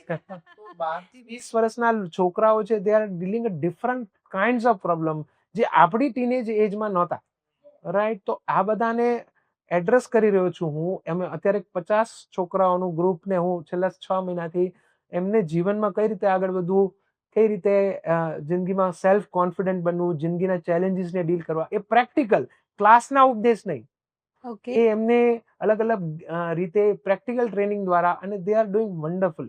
એ લોકોને શીખવું છે, માત્ર યોગ્ય રીત નથી મળતી. આજનું વાતાવરણ એવું છે કે એમને રાઈટ પ્લેટફોર્મ મળી નથી રહ્યું. જબરદસ્ત. બ્લેમ કરીએ છીએ એમને કે તારે કરવું નથી. મારા માટે એ એક એરિયા છે, હસબન્ડ વાઇફ રિલેશન, હેપીનેસ, જિંદગીમાં સાચું સુખ શું છે, એ મારી એક નિરંતર યાત્રા રહી છે. એટલે હું ભગવદ્ ગીતા વાંચું છું, બુક્સની અંદર યોગી કથામૃત એ પણ વાંચતો હોઉં છું. જબરદસ્ત. અલગ અલગ જે સ્પિરિચ્યુઅલ કોર્સિસ છે મારા જીવનનો ભાગ રહ્યો છે, જેમ કે વિપશ્યના, જીવન વિદ્યા, અને મારું ઓલમોસ્ટ અત્યારે છેલ્લા 1.5 વર્ષથી ભગવદ્ ગીતા મારું સવારનું 1 કલાકનું વાંચન હોય, 1 કલાક મારું એક્સરસાઇઝ હોય. એ almost I can manage around 4 to 5 days a week. That's what I can manage. તો જીવનમાં ઠહેરાવ અને શાંતિ. અને એક જમાનામાં એવું હતું, અચ્છા ભગવદ્ ગીતા એટલે ઓલ્ડ એજમાં વાંચવાની કોઈ બુક છે, જ્યાં આપને એમ થાય કે હવે બધું ઠરી ગયા અને હવે વાંચો, હવે અધ્યાત્મ. પણ એ જ્યારે અત્યારે વાંચવા બેઠું છું, તો એ મારી આજની જિંદગીને જેટલું શેપ કરી રહ્યું છું, લોકો પ્રત્યે જોવાની દ્રષ્ટિ, કામ કરવાની દ્રષ્ટિ, એમાં ટ્રેમેન્ડસ ફરક. અને હું કહું the most practical book of life is Bhagavad Gita. No that's the way I deal. તો ઘણા બધા એરિયામાં અંદર કોન્ટ્રીબ્યુટ કરવાનું મને મોકો મળે છે. તો ક્યાંક માણસ હોવાનો જે મતલબ સાર્થક કરવાની ભગવાને ઓપોર્ચ્યુનિટી આપી છે, એને હું કરું છું અને આને આગળ વધારતો રહું છું. એ જે ડૉક્ટરની લાઈફ બહુ બિઝી હોય છે, અને તમે કીધું કે હું જેટલું વર્ક પ્રોફેશનમાં કરું છું એટલું નોન પ્રોફેશન કન્ટ્રીબ્યુશનમાં બી આપું છું, તો તમે એઝ અ ડૉક્ટરની લાઈફ કઈ રીતે મેનેજ કરો છો? અને તમે લોજિકલી સમજવાનું તો નહીં સમજાય. કારણ છે કારણ કે લોજિક ક્યાં છે? બ્રેઇનમાં. બ્રેઇન શું છે? એ માણસની પેદાશની જ વસ્તુ છે ને. આ બધું એના ઉપરના લેવા. ભગવદ્ ગીતા વાંચ્યા પછી કે જે તમે સારા કાર્યો કરો છો ને, તો ઈશ્વર શક્તિ હંમેશા તમારા સાથે જ ઊભી હોય છે. જ્યારે તમે લોકો માટે, પોતાની ઉપર જઈને જ્યારે લોકો માટે કામ કરો છો, તો ઈશ્વરીય શક્તિ તમારી હંમેશા મદદ માટે આવે છે. બધું આપોઆપ મેનેજ થઈ જાય છે, હું એમ કહી શકું. એ શક્તિ, એ આખો દિવસ કામ કરું, જેમ કે કાલની જ વાત કરું, હું કાલનો આખો દિવસ ગણું તો સવારે 11 વાગ્યા, સવારના 7-8 વાગ્યાથી સર્જરીઝ એ કમ્પ્લીટ કરી, 3 કલાક ઓપીડી મતલબ મારું જે કન્સલ્ટેશન વર્ક કર્યું, પછી મેં 4 કલાક ટીનેજર્સનો સેશન લીધો, ઓકે. કલાક એની અંદર એક્ટિવિટીઝ કરી, બધું કર્યું. 8:30-9 વાગે ત્યાંથી મારા હોસ્પિટલમાં ગયો, મેં રાઉન્ડ લીધો, કમ્પ્લીટ કર્યું. મારા બાળક બચ્ચા જે અત્યારે જે ટ્યુશન ક્લાસ ને એ બધું એને લઈને ઘરે 11 વાગે આવ્યો, મમ્મી પપ્પા સાથે ટાઈમ વિતાવ્યો, સુઈને સવારે અહીંયા પાછો પોડકાસ્ટ માટે જબરદસ્ત. as fresh. The freshness does not come from having મતલબ વધારે વર્ક કરી અને માનસિક થાકથી જીવવામાં વધારે થાક લાગે, રાઈટ? જ્યારે અહીંયા ખાલી છે ને તો શારીરિક થાક કોઈ દિવસ નથી. પર્પસ ક્લિયર છે કરવાનું શેના માટે. જેમ કે આ પોડકાસ્ટ હું એના માટે નથી આવ્યો કે મને કંઈક મળે. મારી આ પોડકાસ્ટ કદાચ કોઈ 5 લોકોના જીવનમાં કંઈ 5 સારા ડિસિઝન લેવામાં ઉપરવાળો બેઠો છે, એ કરશે. તો ખરેખર આમ મજા આવી ગઈ, આનંદ આવી ગયો. આનંદ એટલે આવ્યો કારણ કે તમે જે વાત કરી કે જેહેતુ એ ઓથેન્ટિક વાત કરી, બરાબર, અને તમારી લાઈફથી પણ અમે ઘણા ઇન્સ્પાયર થયા, અને લોકો ઇનફેક્ટ લોકો પણ થશે એમ કે ખાલી પોતાના માટે કરી લેવું એ જિંદગી નથી, લોકોના માટે આપવું, એના માટે ટાઈમ કાઢવો, બરાબર, અને કમ્પેરેટિવ સરખો ટાઈમ, બરાબર, એટલે એ બહુ જબરદસ્ત કહેવાય. એમ લોકો કરતા હશે સેવા, ના નથી, પણ એમ ક્યારેક ક્યારેક ઈચ્છા પડે ત્યારે એવી રીતના કરતા હોય છે, પણ તમે તો રેગ્યુલર તમારા રૂટીનમાં બધી વસ્તુ એડ કરેલી છે. સો રિયલી સેલ્યુટ. અને સેવા કરતા લોકોની લાઈફમાં કન્ટ્રીબ્યુશન, અત્યારે તો લોકો બી વાત કરવા માટે પણ લોકોને ગોતે છે એમ. હા, બરાબર.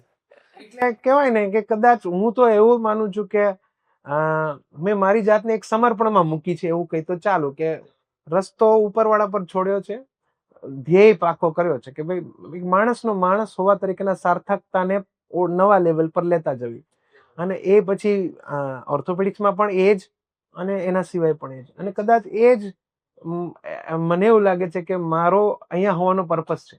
વાવ, સુપર સુપર.